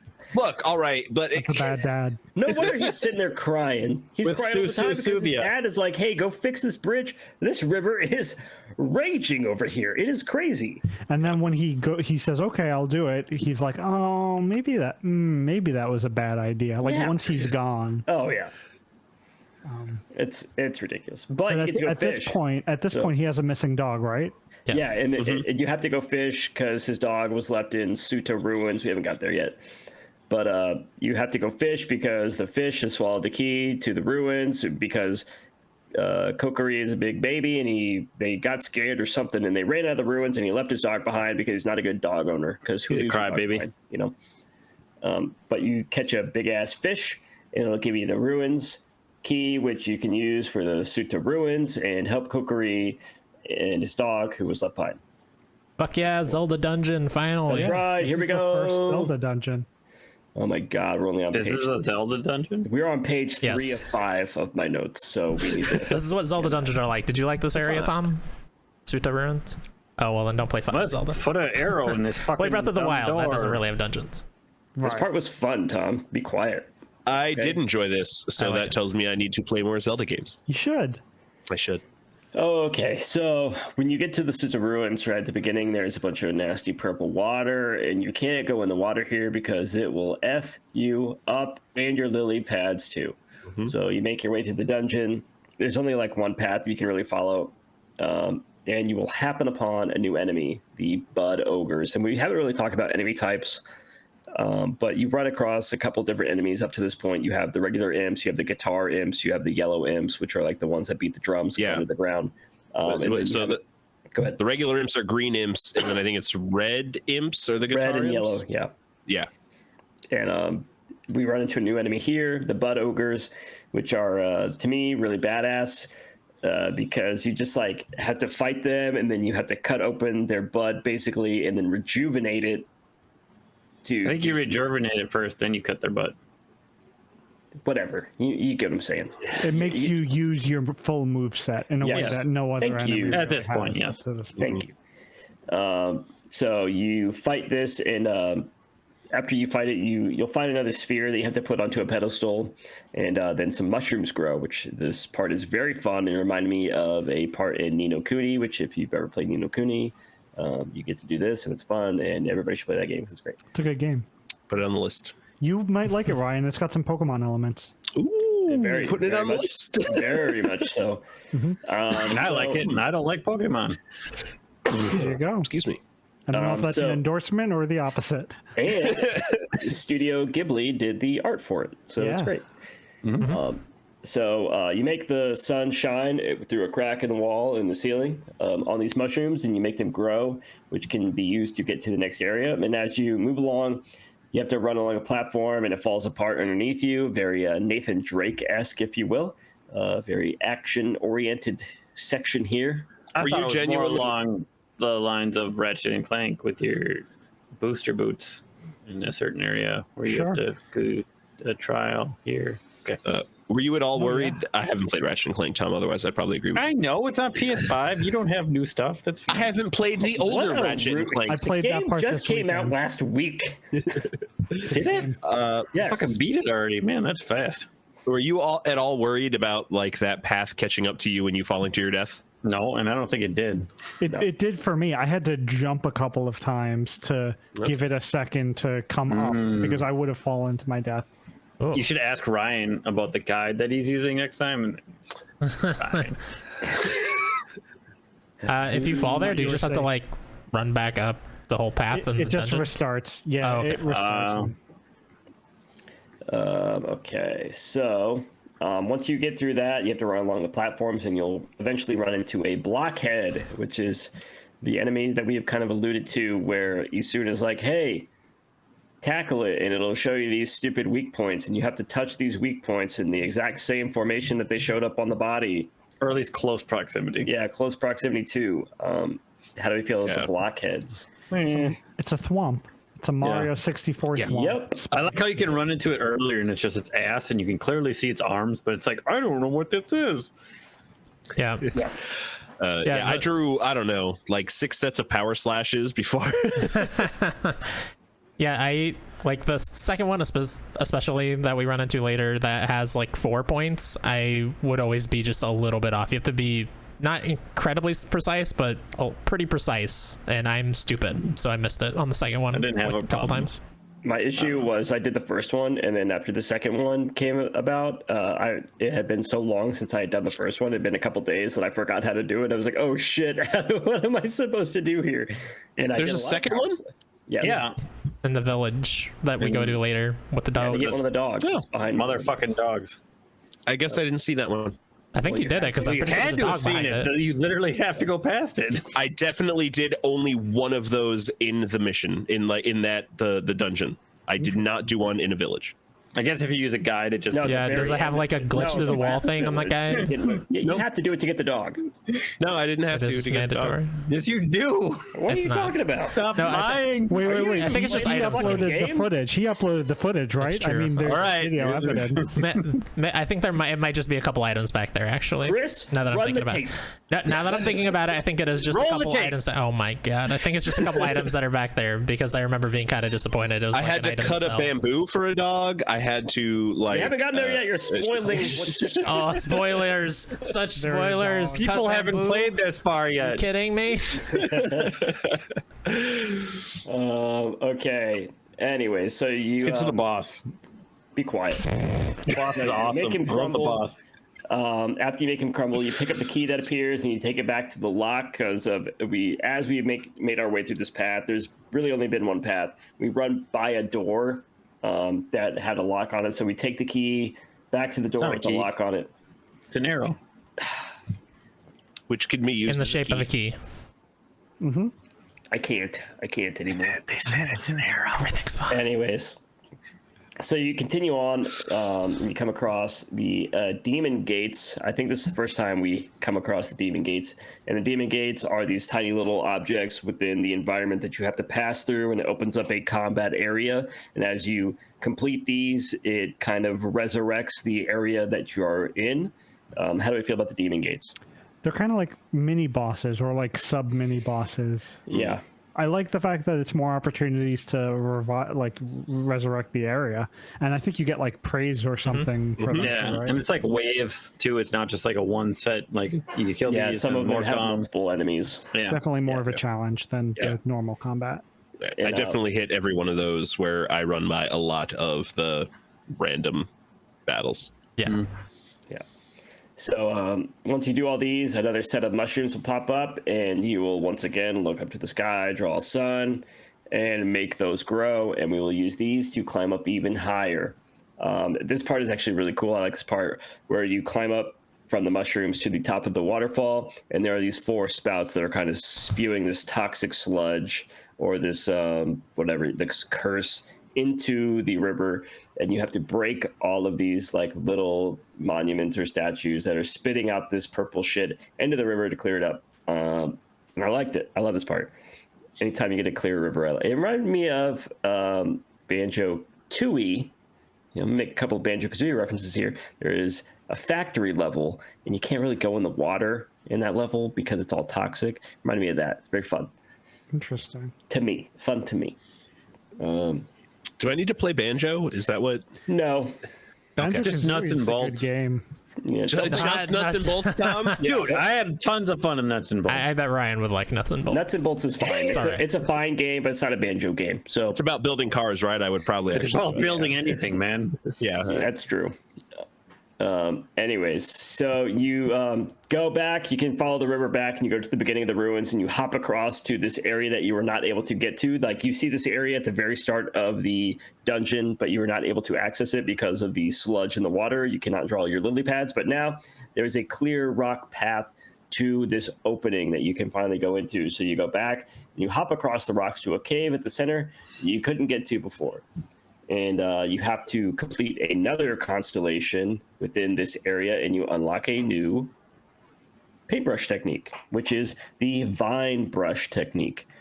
The vine brush allows you to attach to these different blooms that are all over the place that help you reach newer heights. It's fantastic, and it increases the traversal. How do we all feel about the vine brush? Yeah, so speaking about these blooms, though, like, you remember in the first area where it shows the one, but as it's talking about the tree, and I was like, how the fuck do I get this? And I spent, like, it's by that waterfall, and I spent all this time trying to get to it, only to realize, like, obviously now is when you use it. And I was like, well, I thought those were something like I was supposed to be collecting.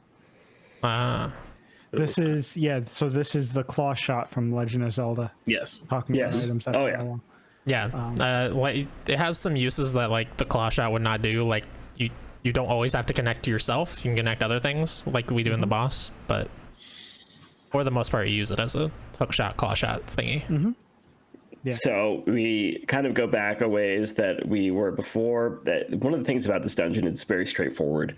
So as soon as you get this, like, you are kind of put directly on the path of where you need to go, and you use the vine brush technique, and you make your way up and around, and eventually you'll find this giant lid that you can attach to these blooms that are floating above in the environment. And I really like this part, is immediately showed the versatility of this technique and how you were going to be able to use it within the environment and within the game. And so you attach this giant lid, or this, I don't know what you would talk. It looked like just the top of a statue to me, but you attach it to the buds and it floats up. And then once it floats up and comes off of the statue, you are able to finally jump inside. Once we jump inside, we come across the first boss of the game, which is the Spider Queen. And this is the animation where they shove that dog butt right in your camera. And I did not. Actually, the fishing, I think, is the first time it shows the dog butt. But, Talk about the Spider Queen. I got to go pee. dude, the Spider Queen, like, awesome design. I really like the way this boss looked. The whole battles in general, because he's just basically spinning around, shooting those blossoms, ivy to its butthole. So it falls on the ground, and you just beat the living piss out of it. Very simplistic, but I really, really, really like the design of this boss.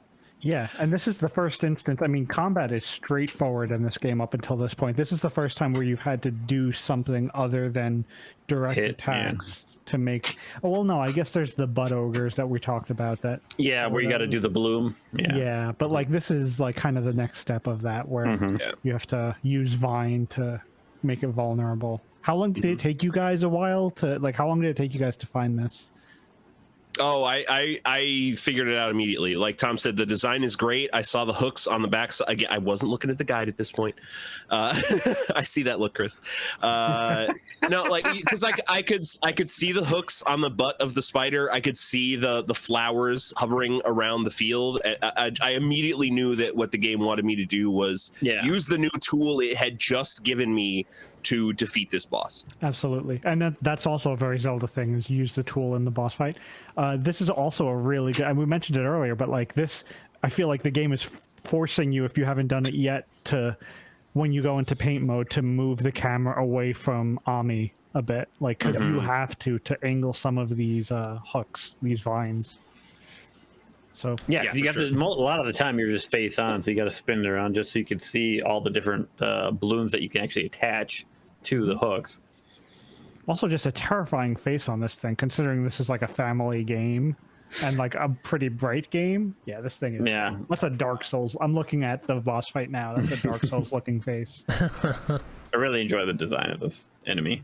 Yep. Overall, I really enjoyed this fight. I thought it was super fun and unique. And, you know, as Chris said a second ago, it's very Zelda-like. You know, as soon as you get a technique, you immediately, or an item, you use that item or technique within the fight to, you know, fight that boss. And it immediately ramped up the combat for me, where like the combat had been the one thing that had been really lacking up to this point. I was like, oh, okay, this is what you can actually do with this combat and what you've given me to this extent, and I thought it was great. So speaking on this, do you think that it's going to, like, as you hit more bosses, do you think it's going to add more and more and more, or do you think it's going to be like you learn this skill, you use that skill, or do you think it's going to be like you're going to have to start using like everything that you've learned? Everything, yeah. I hope it's. Well, everything. I'm hoping if it's that. Everything. Then this game is going to absolutely, you know, stand up to the hype that it has. But it has to be everything without telling you.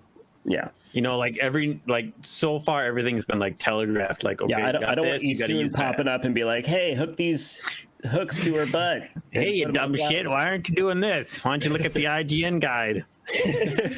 I've been playing through Skyward Sword for my podcast, and like the dungeons in that game are great, but like it does feel like the boss fights are the thing you learn in that dungeon up until like the last dungeon, where it's just use everything throughout the whole thing. So I'm hoping that's not the trend in this, but I wouldn't be surprised if it's kind of more like focus on the item you get. But I want it to be like, you have to use the skills that you've learned, but not in the order that you've learned them, and not telegraphed. So it's That like, would be great. Shit, you got to do this over here. Maybe it's like something you learned in the middle, and then something in the beginning. Yeah, Like the bloom is like one of the last things you have to use, and like, but it doesn't telegraph it to you. Like you got to figure it out. Yeah, I wouldn't be surprised if they throw more because we're a third of the way roughly through the game, and we have a little bit more than half of the brush powers. I wouldn't be surprised if they mix that in a little bit more, but I also wouldn't be surprised if they go the route of Skyward Sword and save it until just the very last dungeon before they finally start to mix and match. Yeah, Sure. Yep. All right. Anything else on the Spider Queen before we?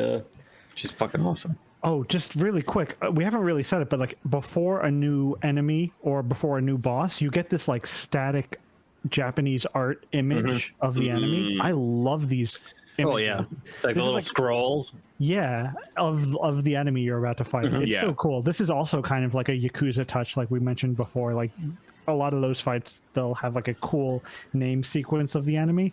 This is that game's, or that is this game's version of it, and it's beautiful. It's really cool. Those are the moments that make me go to like Google and like Japanese mythology, this name, Japanese mythology, this name.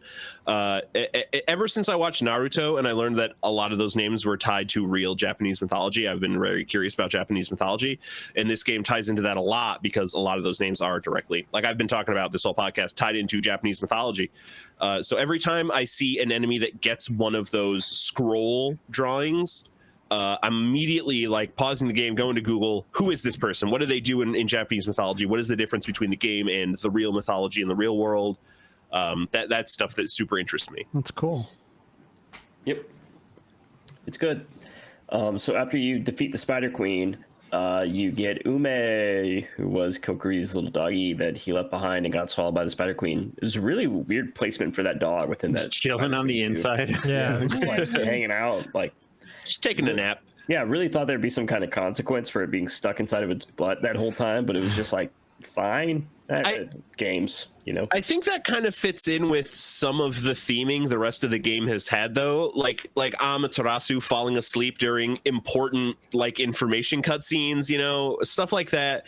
Like having Ume, especially with what we find out Ume later, like having them be asleep in the belly of this giant monster is a little comical, and I'm down. I'm there for it. It's like, more doesn't Issun say something? Yeah, like doesn't Issun say something like weird? Like it's like it doesn't eat like something, and then he's like, "Well, you just ate a fucking dog. We know you ate a dog. We saw the dog inside of you." Yeah. Yep. Yeah. Also, you get a new weapon right here as well. As you get Ume, you immediately get a new weapon. It's the like gold sun disc. Yep. I don't know if you guys have been using that or That's not. the one I've been using as my main. It does I've never a lot of tried it. damage. I've been using it as my sub weapon. It's a larger shield than the base version. Yeah, which we should talk about real quick. In the last like area before you enter this dungeon, and the area we're going back to, I guess, you're able to buy some golden powder to like upgrade your weapons from one of the merchant there. You're able to buy a couple, and I bought those and I used them on the first 2 weapons, and I only read later on the golden powder's description like will not make it stronger than weapons you get later though in the game, or maybe it was I like looked it up online or something, and I was like, okay, well, I'm gonna keep buying these, but I'm not gonna use them until I'm at the end of the game now, because I don't want to not have any for the strongest weapons that we get at the end.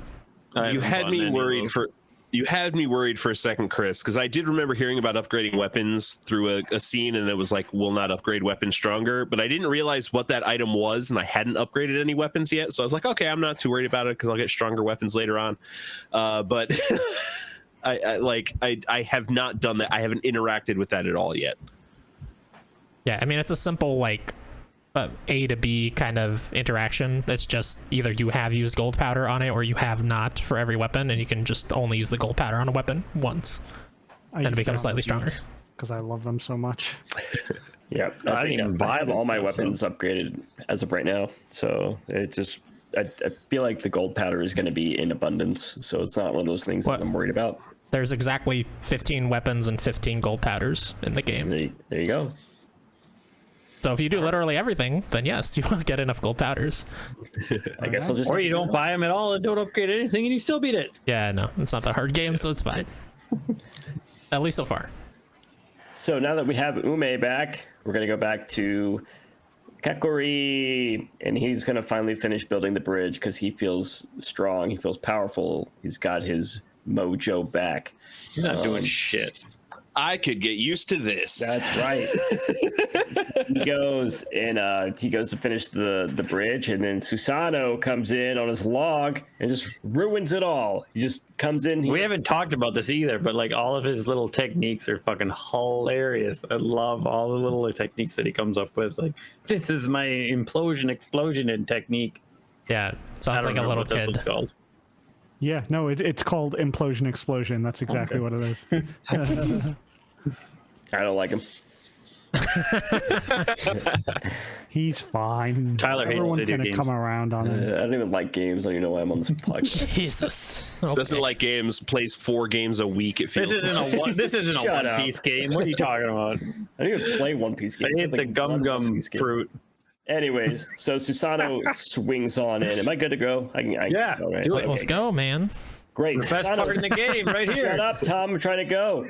Susano swings in on his log, riding it like a wild hog in a bar somewhere in the middle So of Texas. dirty. So dirty. He's about to be roundhoused by... Who's that dude that's in Roadhouse? Swayze. Patrick Swayze. Patrick Swayze. They could have fucking rip his throat out. That's right. I have no idea what's happening right now. Oh, watch Roadhouse. Very Oh, thanks. funny movie reference, but it just felt... Roadhouse is a fantastic movie. Anyways, so this is the part we've been alluding to many times that Ryan just somehow nailed in the first attempt. You have to hook this log onto the blooms. You use that vine technique that we've just learned, and you have to hook it onto the blooms as the log is making its way down this rapidly flowing river. And if you don't do it within the allotted amount of time, you fall over a waterfall and you have to start all over. And it sucks. Not just that you have to hook it up, you have 3 on the right side and 3 on the left side, and you have to connect left blooms to left hooks and right blooms to right. Really? Because it wouldn't let me connect. It did not let me connect a right bloom to a left hook on my playthrough, but I still got it first try. Maybe it was left bloom to right hook. I don't know, but I definitely like accidentally did that a couple times and was like, that shouldn't work like that, but sure. The big problem with this section is the 1-2 punch of how quickly the hooks go by, but also they take up such little screen space. Like you can barely see them. I mean, I don't know how you do this. I think this is the one time where you are not able to maneuver the camera when you're in the paint mode. Yeah, it's a locked camera. Yeah, such a weird difficulty spike. But if you're fucking super high like Ryan, you can do it on the first try. That's right. I guess that's the secret, everybody. Smoke weed when you play video games. Well, the thing is, like, I could grab a ton of those flowers. I just kept, like, I would bring the light over. It wasn't connecting right. Yeah, I would bring it past that because was I the did same not thing for know me. that you need to look for when if the dot is green when you get onto the log, like Yeah, it'll shoot like the golden. little like, leaf things off. But even still, when I was doing that, it wasn't connecting. That's weird. This is a very visual representation, so if you're listening to the audio version, watch that video version. Because when the blooms would be on the left or right, I would like start over here and try to connect one. And I did a lot of crisscrossing. And if I tried to crisscross one, there would be one like down over here perfectly, but the brush would say that I could connect to it. That little bloom would pop up when, you have like that green little sparkle thing that pops up saying, oh, hey, you can connect to this thing. And it would pop up, and as soon as I would let it go, it would just retract back to the bloom, and it would keep going. It's like, what the? This game's a fucking liar. You know, when you crisscross like that, all you gotta do is jump. What? You guys not know what crisscross is? Crisscross applesauce? 90s. Oh, okay. You're old. Crisscross will make you jump. Get it. Yeah, my brain went to where Tyler went. Crisscross applesauce. God damn it. Boo. I thought it was another mechanic that we completely bypassed. No, he's just old. He's just saying an old man reference over here. Put your clothes on backwards, you'll be fine. But eventually you stop the log, and somehow when you stop the log, it flings it backwards and creates a bridge with the log. That looks stupid. Magic. It does look stupid, and when you have to pass it later on because there's some It's even backtracking, stupider. that's right. That's why we say it. It's even stupider. So Did you have to walk over that bridge again? I don't remember. Yes, because you have to go back to get the doggy dogs. unless you have a mermaid coin? I Yeah, guess. unless you use the mermaid coin. Yeah, I I had a mermaid coin. coins. Yeah, Well, you get the one from. I bought a couple. I used bought, the like, IGN 10. guide, which tells you where all the mermaid coins. As soon as they The gave me merchant? the one mermaid coin, I bought 10. I keep 10 on me. Yeah, You know I got bought that 5. thing on me. Anyways, you go to Taka Pass. And of course, when you go to Taka Pass, it's cursed. So you have to clear it out. So you blow up a nearby wall, and you find our buddy Waka. He's waiting for us. Waka. He's ready for a fight. Wow, you So- fight him twice, so in such close proximity, huh? Yes. Yeah. I didn't really. Crazy how fast. So we fight him, and then you win, and you continue on. But I believe when you fight him the second time, you get to a little bit of lore as far as like that's when he kind of states that he's like kind of testing you to make sure that you're ready for Orochi later on. He wants to Right. make Yeah. sure you're strong enough. Because the only thing he says after the first fight is that you don't feel like the same Amaterasu that he fought 100 years ago or whatever. Yeah, he's basically just like he comments on the lack of strength a lot. Mm-hmm. And then after the second fight, he's like, "Well, maybe." He's like Kombucha Girl. Have you ever seen that GIF where she's like, that one? Yeah, And then he drinks a bottle of wine because he's French. that's right. Because that's all the French do is drink wine and eat cheese. Eat baguettes, sir. I was gonna say maybe he's like It's a croissant, by the way. maybe he's like an Impa equivalent. Oh, Yeah, that's the kind of feel that I got for him as well. Is very trainer-esque, like, or a Qui-Gon Jinn, if you will. Sure. I said Obi-Wan. Get used to it. Obi-Wan or Obi-Wan? Obi-Wan? Obi-Wan. Obi-Wan. Yeah, okay. Anyways, so we build a bridge in Taka Pass to get to the Guardian Sapling and restore the area. There's a lot of stuff that you can explore here as far as animals, trees that you want to resurrect. There's a little fun mole mini game. Did you guys do the little mole mini game? Yeah, what was the item for, though? I got the item, and I just... I think it was his treasure. teacup. It's that teacup that you give to the lady, the tea lady. Oh. And she's like, "Oh shit, you got my teacup. Now I can make the tea for this motherfucker over here." That's Yeah, exactly It's how like she meat talks. wad. It's like meat wad when you're doing that. She gives you something in return for it as well, right? It's Sexual treasure favor. or something. Probably. I don't think that's correct, Tom. I'm pretty sure that's what it was. God, come on. I'm going to Google it. 'Cause I don't remember. It wasn't Anyways, the guy? this- You will receive a golden mushroom in return, an item that will Yeah. for a long time. Thank That's you. it. Nice.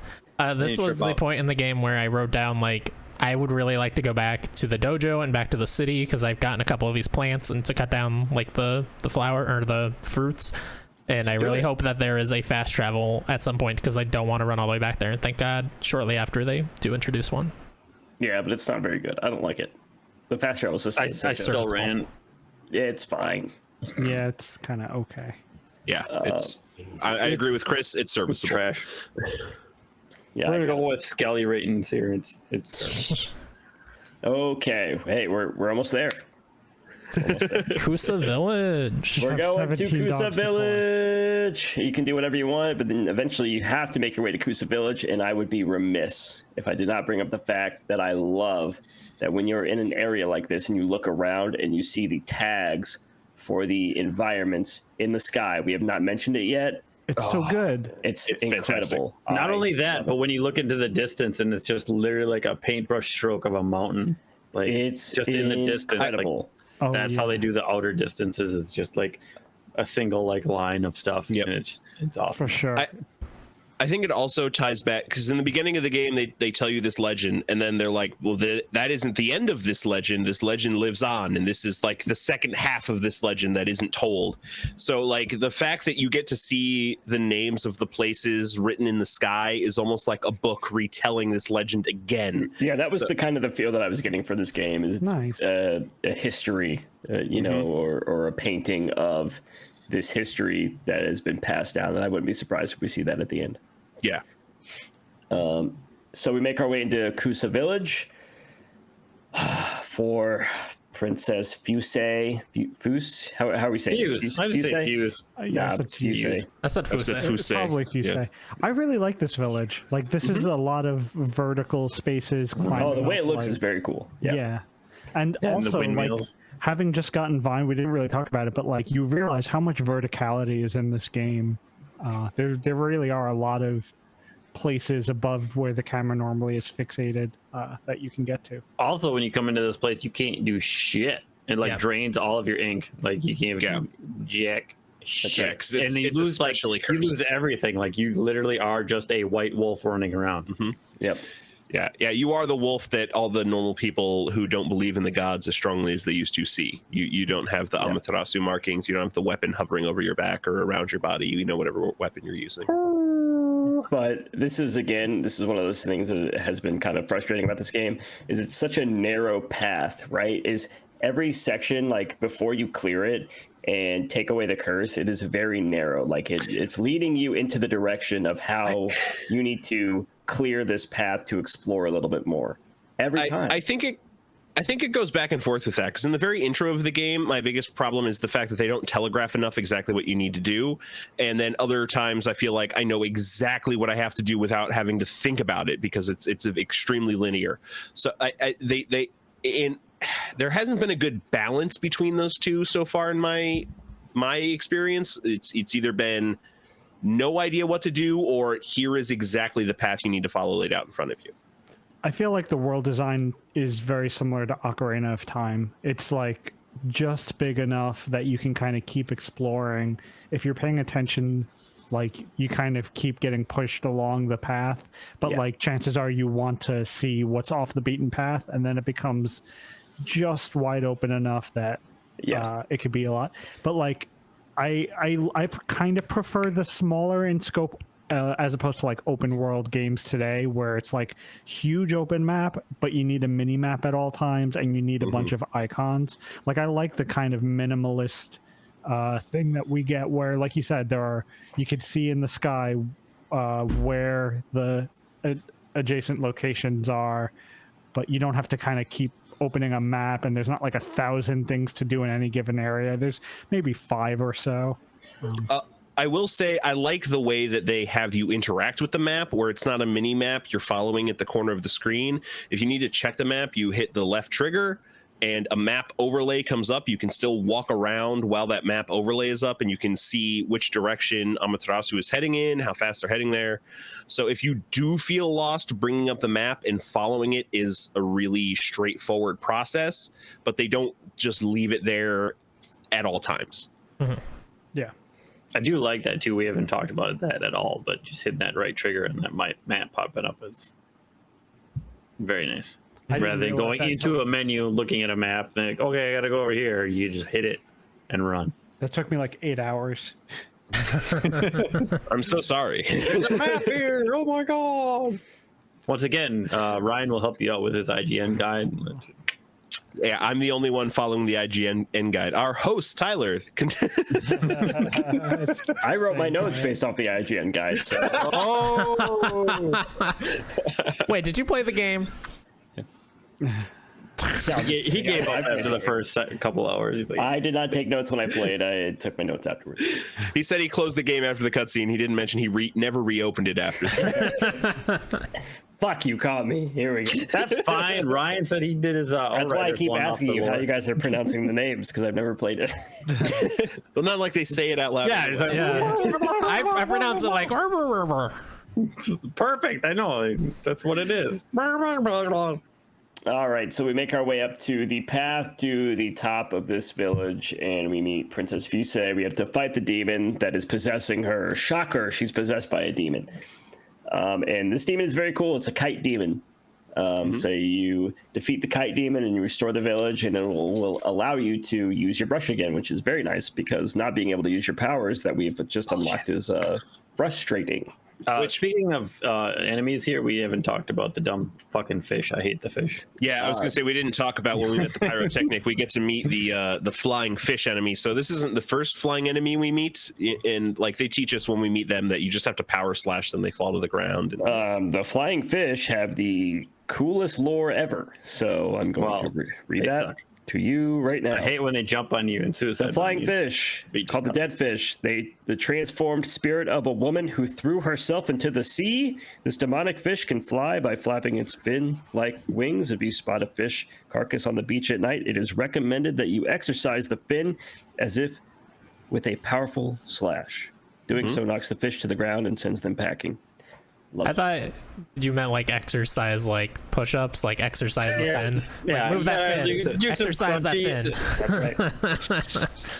But I love that. It's just like, oh no, this is like the form of a woman who threw herself into the sea, and you're that is fighting one ugly ass woman. I'll tell you that. Jesus. Threw herself into the sea. That's what you get, I guess. For Turn into a fish. If the fish attaches itself to you, one power slash will kill them and just take them off. Right. But it will also blow up if you don't do that. If you don't do that, yes. That's true. Good to know. Good to know. So Fuse tells you about the K9 warriors in the Gale Shrine, and how the Gale Shrine is kind of blowing this curse all over the place, and gives you the K9 tracker to help her find all of the lost warriors, so you can go into the Gale Shrine. And then thus begins the biggest fetch quest, which is ironic because you're finding dogs and you have to fetch the dogs. Also, that canine tracker is bullshit because it doesn't lead you to anything. Literally, you're like in front of the dog and then it's popping up. It's like, That's true. And so we're doing the biggest fetch for the good boy dog quest ever. That canine tracker was at least vaguely helpful for me. Yeah. It like pointed you in a direction. It's good in the village, but the other three, Even outside of the village. well, outside of the village, you just use your map and it'll literally tell you the area you're supposed to go to. Yeah, the only one that was like maybe a little confusing is like figuring out what to do with the cutters to be able to get into that one area that has the dog. So I have that written down. How long did it take you to do the fucking cutters? Not that long. Not that. But I was watching. I was definitely with the idea and fucking walked around. I would have jumped right on top and look in the window. Oh no! No, it's not looking. I figured that out during the day. That was the problem. I figured that out during the day, and I had to come back at night. Like, what the fuck? And I did these out of order, where I went and did the Kokiri dog first, and then I got the moon thing last. So there were a couple times where I made myself have to wait for nighttime to come, where if I had done them in order, I would have had the power to make it night immediately. I didn't know there was an order. I just kind of ran around. I think the night one is, if you're doing them in order, the second one, technically. Yeah, so you would have had to wait for the cutters anyway, but I definitely did not have the night one for the cutters. Yeah. But I had figured out the roof thing of the cutters, and then I dropped in. I'm like, why can't I do anything here? And I didn't realize you could bite and move someone, and B, didn't realize I had to come back there at night until I consulted the walkthrough. Oh, I was biting people. I didn't know I had to right. blow up the top of the ceiling. So I kept dragging her. I was like, why? I'm dragging you into the moonlight. What the fuck is going on here? And then I was just like, I had to go investigate, and then I finally was like, oh no, I can get up top of the house. Yeah, they make it pretty clear that you have to do something with the ceiling. It's just a matter of how long does it take you to leave the house and realize that there's a thing going around the house. Yep. So we're going to talk about the dogs in Kusa Village first. One dog is behind a rock wall. You have to feed him some meat. One has to be cut out of a tree. How it got Well, in they all there. need to be fed meat, right? The little Yeah, bitches. except for the very last one, which this was the first time where I started to carry more of all of those feeds on me. I was going with Tyler's experience before that and just grabbing whatever the game had given me. And they give you one meat bag I'm sorry, it was Tom. I'm sorry, I'm drunk. This is my 5th beer, right? I don't drink that often. You guys drink every week. Every week, Tom. You have a wasted series. For a show. It's for a show. It's for a good cause. It's for the kids. You guys supporting kids over there? I guess you both why not? do We have have kids. kids. I have kids. You are the You have two kids. people I mean, on I our don't staff supporting I am kids. technically financially supporting kids, yes. And chickens. I don't even remember my point at this point.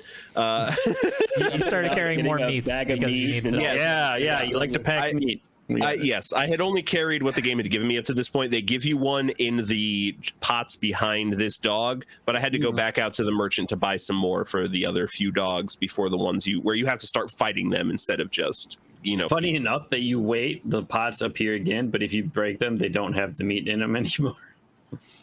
But they have other shit. So one is in a tree. You have to cut the one out of the tree, which who knows Bamboo. how that dog got it. Whatever. It's a bamboo tree. Jeez. One is in a tiny bit of land that has to be rejuvenated. We haven't really talked about these kind of little sections. There are like tiny little spots throughout each area where you have to just kind of paint over them, and it'll rejuvenate a tiny section of the land. It's like dead grass, right? Yeah, there's like a dead cow skull or something. Yeah. And then the 5th one is back where you first meet Fusei, and you have to fight him. He wants to test your might, if you will. See if you're It's like strong. Mortal Kombat. You got to break the Yes. I feel like it's like they want you to prove your worth for carrying the tracker. Yeah, basically. Yeah, this fight is really cool. It's not really cool that you have to redo it several times throughout this quest. Yeah. And it's slightly 3 or different, 4 but barely. times. After we get this one, this is when I really didn't like what was happening next. Oh, I hated this fucking dog quest. Literally, I hated this part. So after we get the 5th one, we find out there are 3 more canine warriors to track down. And it's going to take a bit, so y'all better strap in. So you can do them in any order. I started with the Cutters. The Cutters' house, they are rescuing a bird, or they took a bird. You're rescuing a bird from the Cutters that was taken from the Sasa Sanctuary and the hot springs, if you will. It sounds like Chris's dog wants us to prove our worth. It actually sounds like what normally Tyler's dog sounds like when we're playing anything. He's asleep. It is late.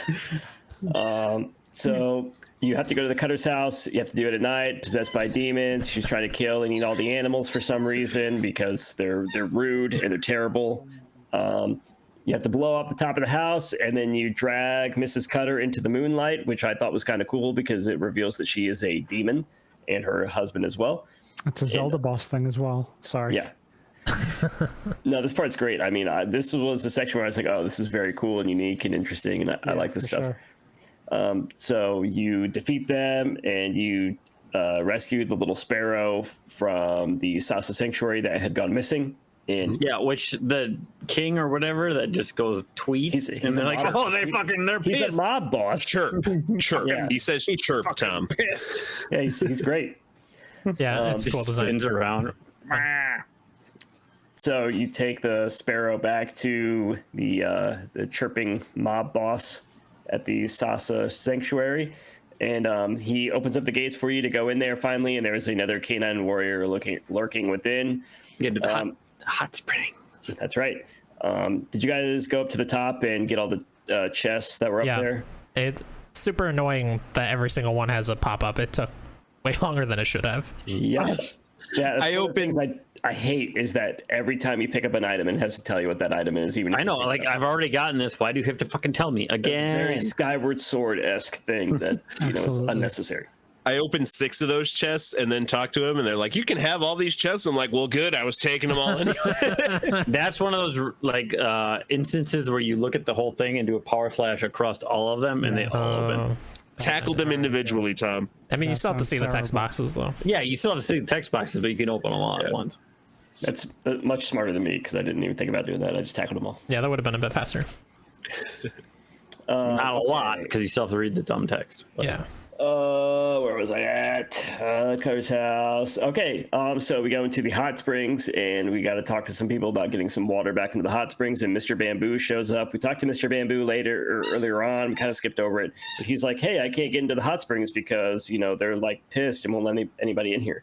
The Sparrow tribe is pissed at me." And you talk to Mr. Bamboo, and you do this weird mini game out of nowhere where you have to dig down into the ground. yeah, that is Becomes a really weird fucking strange. 2D side scroller out of nowhere. It was like a SteamWorld Dig all of a sudden. I was like, did SteamWorld Dig get the idea for their game from this? Because this looks just like Well, SteamWorld and I got really confused because I was leading him towards the actual water where he would fall in and swim, and I'm like, I thought that was it. It's like, no, that's not it. You got to keep going all the way to the bottom. Clearly, someone didn't read the instructions for the mini game. I didn't have the IGN guide up. I'm sorry. I wasn't looking at the IGN guide for this part, Tom. You could say whatever you want, Yeah, but we all right, know what you're doing. Whatever.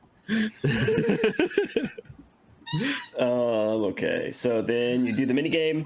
Once you do the mini game, you unlock another constellation. You fill out the constellation, and you learn a new brush technique, the water sprout.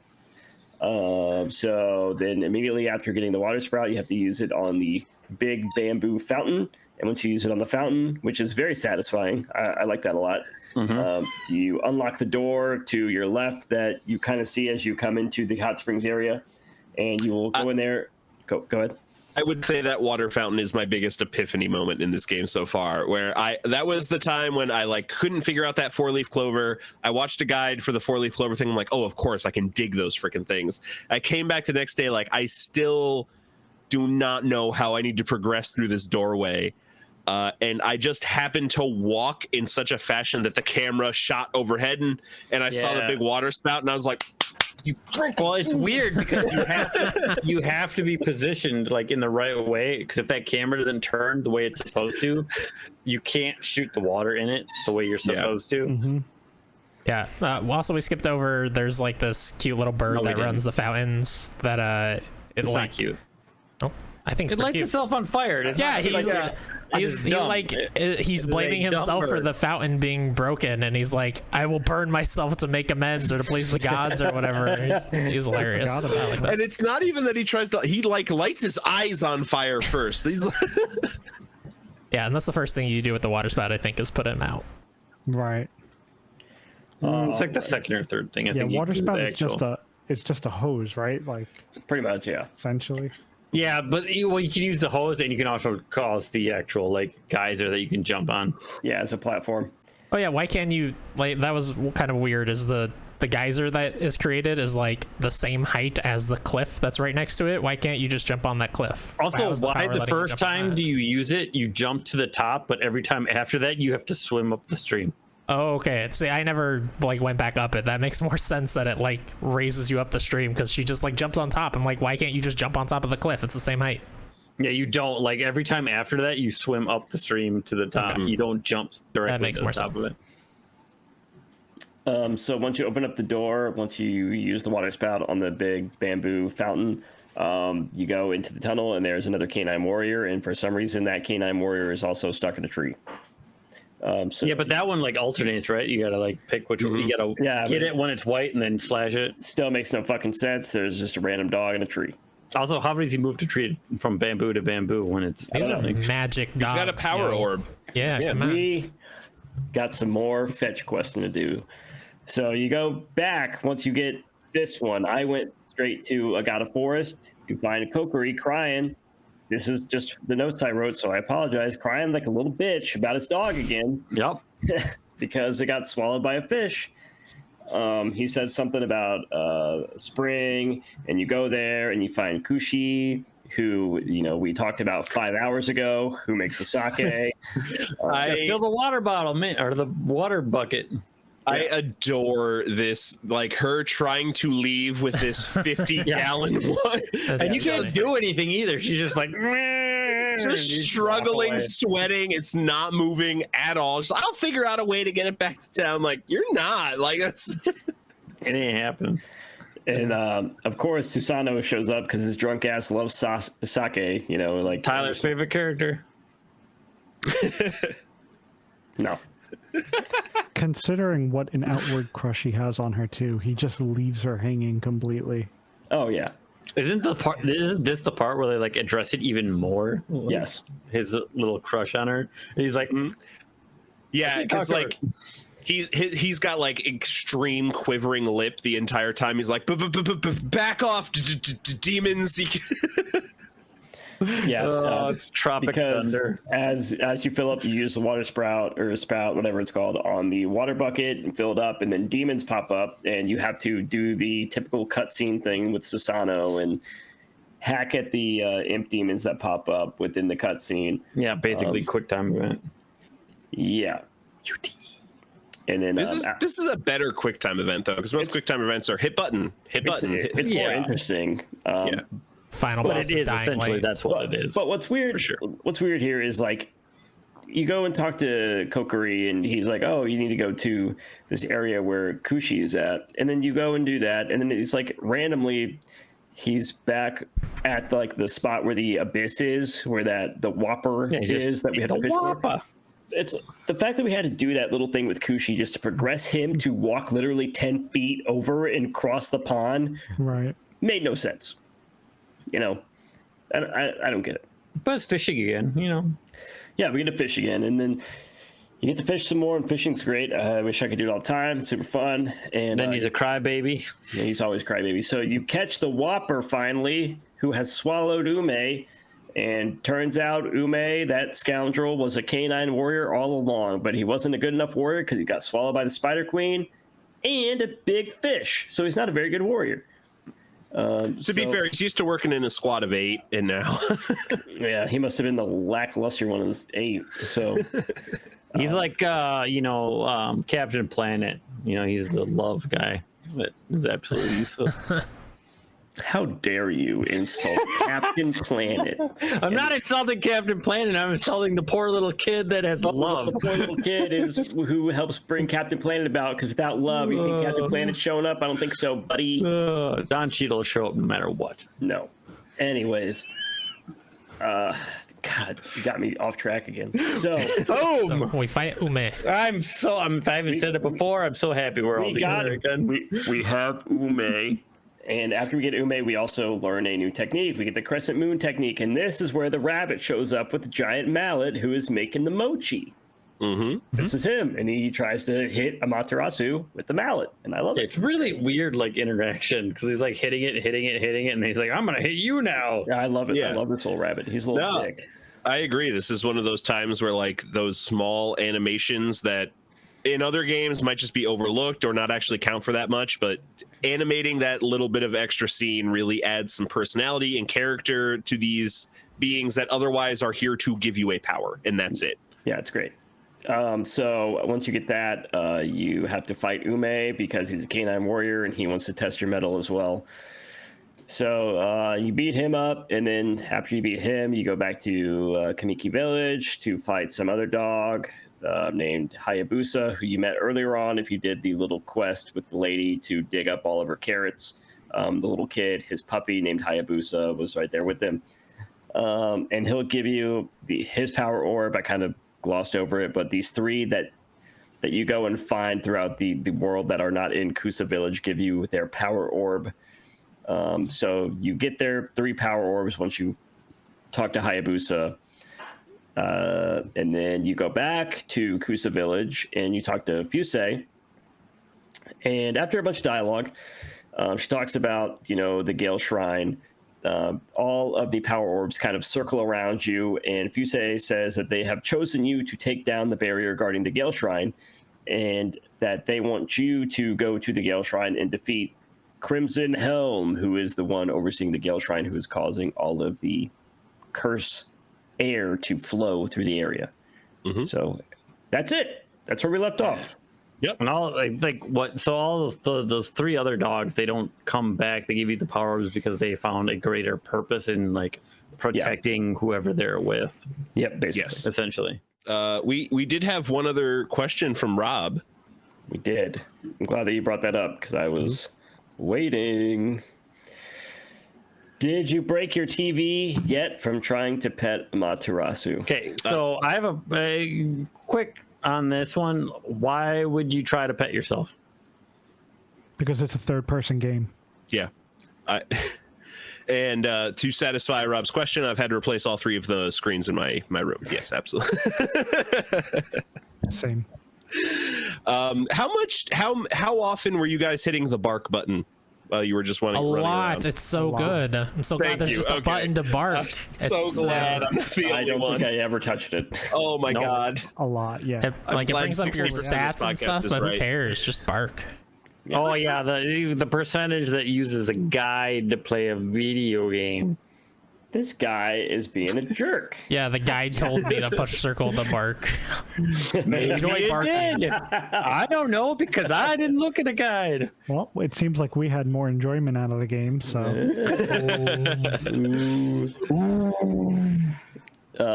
But yeah, that's it. That brings us to the stopping point for this episode. Chris, I know that you had some trivia for us. You want to hit us with that? do you want to do that on this one, or do you want to Do it. Let's do it. So I have a game. My game is called Ami in it or Ami not. Essentially, I'm going to give a list of other video games that are not Okami or the sequel Okami Den, and I want you to say Ami in it if you think Amaterasu was in the game, or Ami not if Amaterasu was not in that game. Okay? Okay. All right. Okay. Okay. So, number 1, Marvel vs. Capcom 3 Fate of Two Worlds. Was Ami in it. Amaterasu Ami in it. Ami in it. Ami in it, yeah. Ami in it. Was Amaterasu a trophy in Super Smash Brothers Brawl? Ami not in it. I mean, Yeah, I mean, Ami in it. Ooh, you guys are good. What was it? Tyler sucks. Was it Ami not? Ami not. Not. Was Fine. was Amaterasu a Palico costume in Monster Hunter Generations? Oh, I didn't play Generations. Ami in it. Ami Ami not. in it. I'm going with Chris. Ami in it. Ami in it. Damn it. Was Amaterasu... Sorry, 1 second. Was Amaterasu a spirit in Super Smash Brothers Ultimate? Ami in it. Ami not. Ami not. Ami not. Ami not. Ah, come on, Smash Was- Brothers, you piece. Amaterasu... was Amaterasu a playable hero in the mobile fighting game Tekken, based off of Tekken? Ami not. Ami not. Ami in I don't it. even know what that is. Ami Tekken's not. great. I love that game. He's not in it. Ami in it. Yes! Yes! They added her later then, I guess. I only played at the beginning Was of it that game. playable? Yeah. Was Yeah, it definitely wasn't a part of the first 8 that were released. Then. yeah, and I mean that's essentially what I got. Yeah. It's interesting. I was terrible at that. I cannot believe that Amaterasu being in Tekken makes me want to download that again. That game is super fun. I love that game. I don't even know what that game is. Heard of that? Oh, it's super fun card game. Is it a mobile game? Yeah. Yeah, It is. Okay, yeah, I don't play mobile. it's on games, PC so too. Makes but sense. It's fun. It's really fun. You should play it. All right, I'll think about it. No, you won't. I'm thinking about it now. No, you're not. You're not. I have to work weekends now. I have to find something to do. Yeah, whatever. I definitely won't be bringing my Switch. All right. Any closing thoughts on this section before we wrap it on up? Yeah, I mean, a great time. Like I said, I think it's unfortunate that it's bookended by a slow start and a slow end, but a lot of the in between is real good stuff. Yeah, this as someone who has not played a lot of Zelda games, this makes me want to play more Zelda games. I'm even with the slow start and a slower finish to this chunk of what we've played, I've really enjoyed all of the meat in between that sandwich and am looking forward to playing more. It's to the point where we ended, I was like, I just want to keep playing this game right now. I dare you to not use a guide for the next part. Fine, I won't. If you get lost, use a guide. It's okay, right? No, Have fun with video no games. guides. Yeah, I really enjoyed the middle chunk of this game from the fields, and honestly, I didn't think the dock quest was that bad. I used fast travel, and it was fine. I mean, if you ran all the way through all those areas again, probably very, very boring. I understand. Yeah, I also use fast travel, so it definitely felt like some backtracking, but it didn't like stand out as a terrible moment. Yeah. The most egregious part of it for me was that all the boss fights were almost exactly the same, except the last one with the guy digging holes was somewhat substantially different, but still had a lot of the same attacks in it as well. I don't even consider those boss fights. The only boss fight I consider that we had was the Spider Queen. I would throw Waka in as boss fights. The last two dogs both dig holes. Oh, yeah. I don't think they ever don't dig all holes. three of them. I thought all nice. three of those outside ones dug the holes. I only had it happen in the last two fights. I don't think I ever even let them attack. They just kick their ass immediately. Are you playing on easy mode? No, Don't answer just He's not even playing. Remember, he's just reading the IGN guide. No, you can use The IGN guy is really good. Use power slash and then just keep him from attacking, basically. So. I'm surprised at how much I'm in. Like, yes, the first end is very like, and then you get to the end point, and it's, but the middle, it's good. Once I got used to the art style and my eyes weren't fucking bugging the fuck out of my head, I'm digging it. But I really hope they throw in all of those different art styles as you're going forward, and it's not like we talked about earlier, telegraphed as what you should be doing. Yeah, for sure. Yep. All right. Well, that wraps up this episode of Okami. The next episode will be everything and anything up from the beginning of the game to the front of the Dragon Palace. So if you haven't played yet, you can go buy it. I think it's still $10 on Switch unless that sale ended. But it's $10 on Switch right now. You can play up to the Dragon Palace. I'm assuming it'll be roughly 15 to 20 hours of gameplay. So you have 2 weeks to do that. And then we'll come back and talk about it again. How's that sound? It sounds I'm excited. fantastic. Great. Anything to plug? Chris from Spelunkers. Hey. You. Not me. Come on, green Well, shirt. I'm not Chris from Tell us Spelunkers, something. I guess. I don't know. I stream Resident Evil on our channel, twitch.tv/Spelunkers, every single Wednesday at 9 p.m. Eastern. I am playing Resident Evil 4 right now, and it's a really good time, even though I'm not doing super hot. On the second episode, anyway. I had a blast watching you play that. Well, thank you. Ryan. Every Tuesday at twitch.tv/Spelunkers, I'm playing through at least one game from every generation of Pokemon. We just started Emerald recently. The community had voted, and we chose Mudkip as our starter. That's right. We did. So if you think the community made a terrible decision, Great make sure to job, community. Man, we were trying to get what's his name, Trico. Trico. Yeah. You don't even know its name. There's I don't care about Pokemon. If you think that was a terrible decision, make sure to join the community so you can vote on what starter I pick when I start Generation 4, whether I choose Piplup, Turtwig, or Chimchar. I also will be starting, I tried to start this past week. It didn't go very well for me. I had technical difficulties. Memory Card Lane every Wednesday before Resident Evil on our Twitch channel. I want to play through games that I remember fondly, but I'm not sure why. My plan was to start Blue Dragon, but the emulators had other plans. And this coming Sunday, let me open up the calendar so I can get you the exact date. June 27th, I will be starting Dead Space 2 on our Twitch channel. Come watch me freak the hell out as I play horror. Do I gotta start another scream counter? Yes. If you have not seen Ryan play a horror game, you should see Ryan play a horror game. Very He screams a lot. Hence I do it for the people. Oh, just wait till you get towards the end, man. There is some fucked up shit. Oh boy. When's Visage, Ryan? Visage? I don't know about that one, Chris. We got to finish Dead Space 2 and 3 first. All right, Tom, you got anything? Wasted. Every Saturday. Well, not next Saturday, because or this Saturday. We have shit to do. But we are playing It Takes Two, which we have donned. It Takes Bruce, Tyler and I. And we're going to be starting The Ascent when that comes out. I did a super fantastic time because we get drunk and play, and also look forward to The Last Call, which we were starting a podcast of where we talk about a bunch of bullshit, probably. Yeah. And it will probably be a lot of fun because we will be drunk.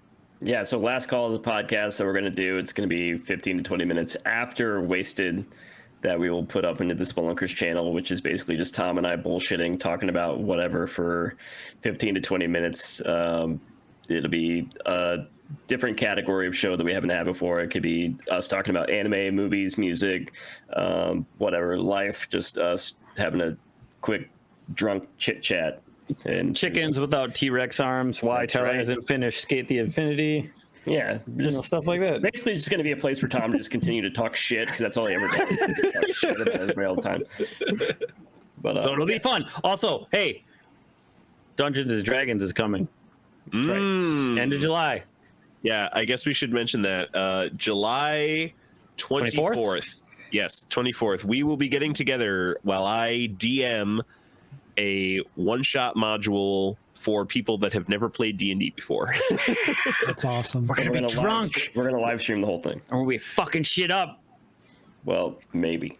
And we got designs up for T-shirts and shit. All right. Spelunker store. That Calm will down link. over there, Skippy. We get it. All right, Chris. Hey, yeah, I do a podcast that goes out every other week. It's called Hello Hyrule. It's a Legend of Zelda travelogue podcast. If you like deep dives on video games, which if you're listening to this part of the 3.5 hour podcast, I would imagine you do. And if you like Legend of Zelda games, we go through each of the games in chronological order, like based on the timeline. So right now we're going through Skyward Sword, and each episode we tackle one area and kind of break it down, like the sights and sounds. We edit music in for each of the areas. We talk about all the NPCs in the areas, the enemies, the bugs, the plants, kind of tackle it as a location by location basis. They're all 1 hour episodes. We try to keep them pretty tightly edited, and we have a lot of goofs. So we try to keep it super lighthearted and fun as well. And yeah, if you're going to play the Skyward Sword remaster that's coming out in a few weeks, I hope you'll give us a shot and maybe listen along as you play. Hopefully, like, it kind of brings you a little bit of additional enjoyment out of that game. So, as a person who doesn't play a lot of Zelda, myself and Ryan, what should we play? Do you have a recommendation on which one we should play? So, I mean, first? Breath of the Wild is a big one for a lot of non-traditional Zelda players. You could always go back to... I personally love 2D Legend of Zelda, so like Link to the Past is my favorite of all time. Link Between Worlds is kind of objectively a little bit better probably than Link to the Past if you're into the 2D stuff. Is that the remaster Switch? Is that Link to the Past? What is the Link to the remaster Past is Switch? on Link to the Past 3DS. is Super Nintendo. Okay, I and think Link I've played Between that Worlds one. is A Link 3DS. Between Worlds is 3DS, thank you. Yeah. Is that the one with the fucking Yoshi egg? No, That's Link's Awakening. Awakening. Yeah. Okay, so I have that one on Switch. Yeah, that's I have a not good one played as it. well. That's a good one. Yeah, that's a good starting point Right. for sure. Maybe I'll play that. Maybe I'll stream that for Time Bomb Thursdays. Very He nice. won't. And also, if you've never played a Legend of Zelda game, we recount all of the story stuff in our podcast. So you can just listen along if you have no interest in playing Skyward Sword and you want to hear about the story. We recount all of that. So Cool. just a fun little tidbit. And thanks for having me on. This has been a lot of fun. Dude, Thank you it's- for joining us. It's I'm so happy that we're all together, even though Tyler is frustrated. Yeah. Well, I've only been up since 5 o'clock in the morning, and I have to be up in 6 hours. So Hey, I've been up since 5 too, so can't wait. I'm happy to have the crew back together, but Chris, thanks so much for joining us. I hope you don't regret it by next episode. because you got 2 more, buddy. No, I'm glad. I've been wanting to do something with Ryan and Chris, and it's been awesome meeting you, Tyler, and Tom. Thank you, and thank you. getting to do this as well. Yeah, it's usually this has been it's been a while since we've all gotten together, so it's been a little bit more crazy this episode. But this is the hell house that we have. So thank you for joining us. Best episode ever. All right, we will see you all in the next episode. Which is July 8th. Bye, everybody. I'll post it on Twitter.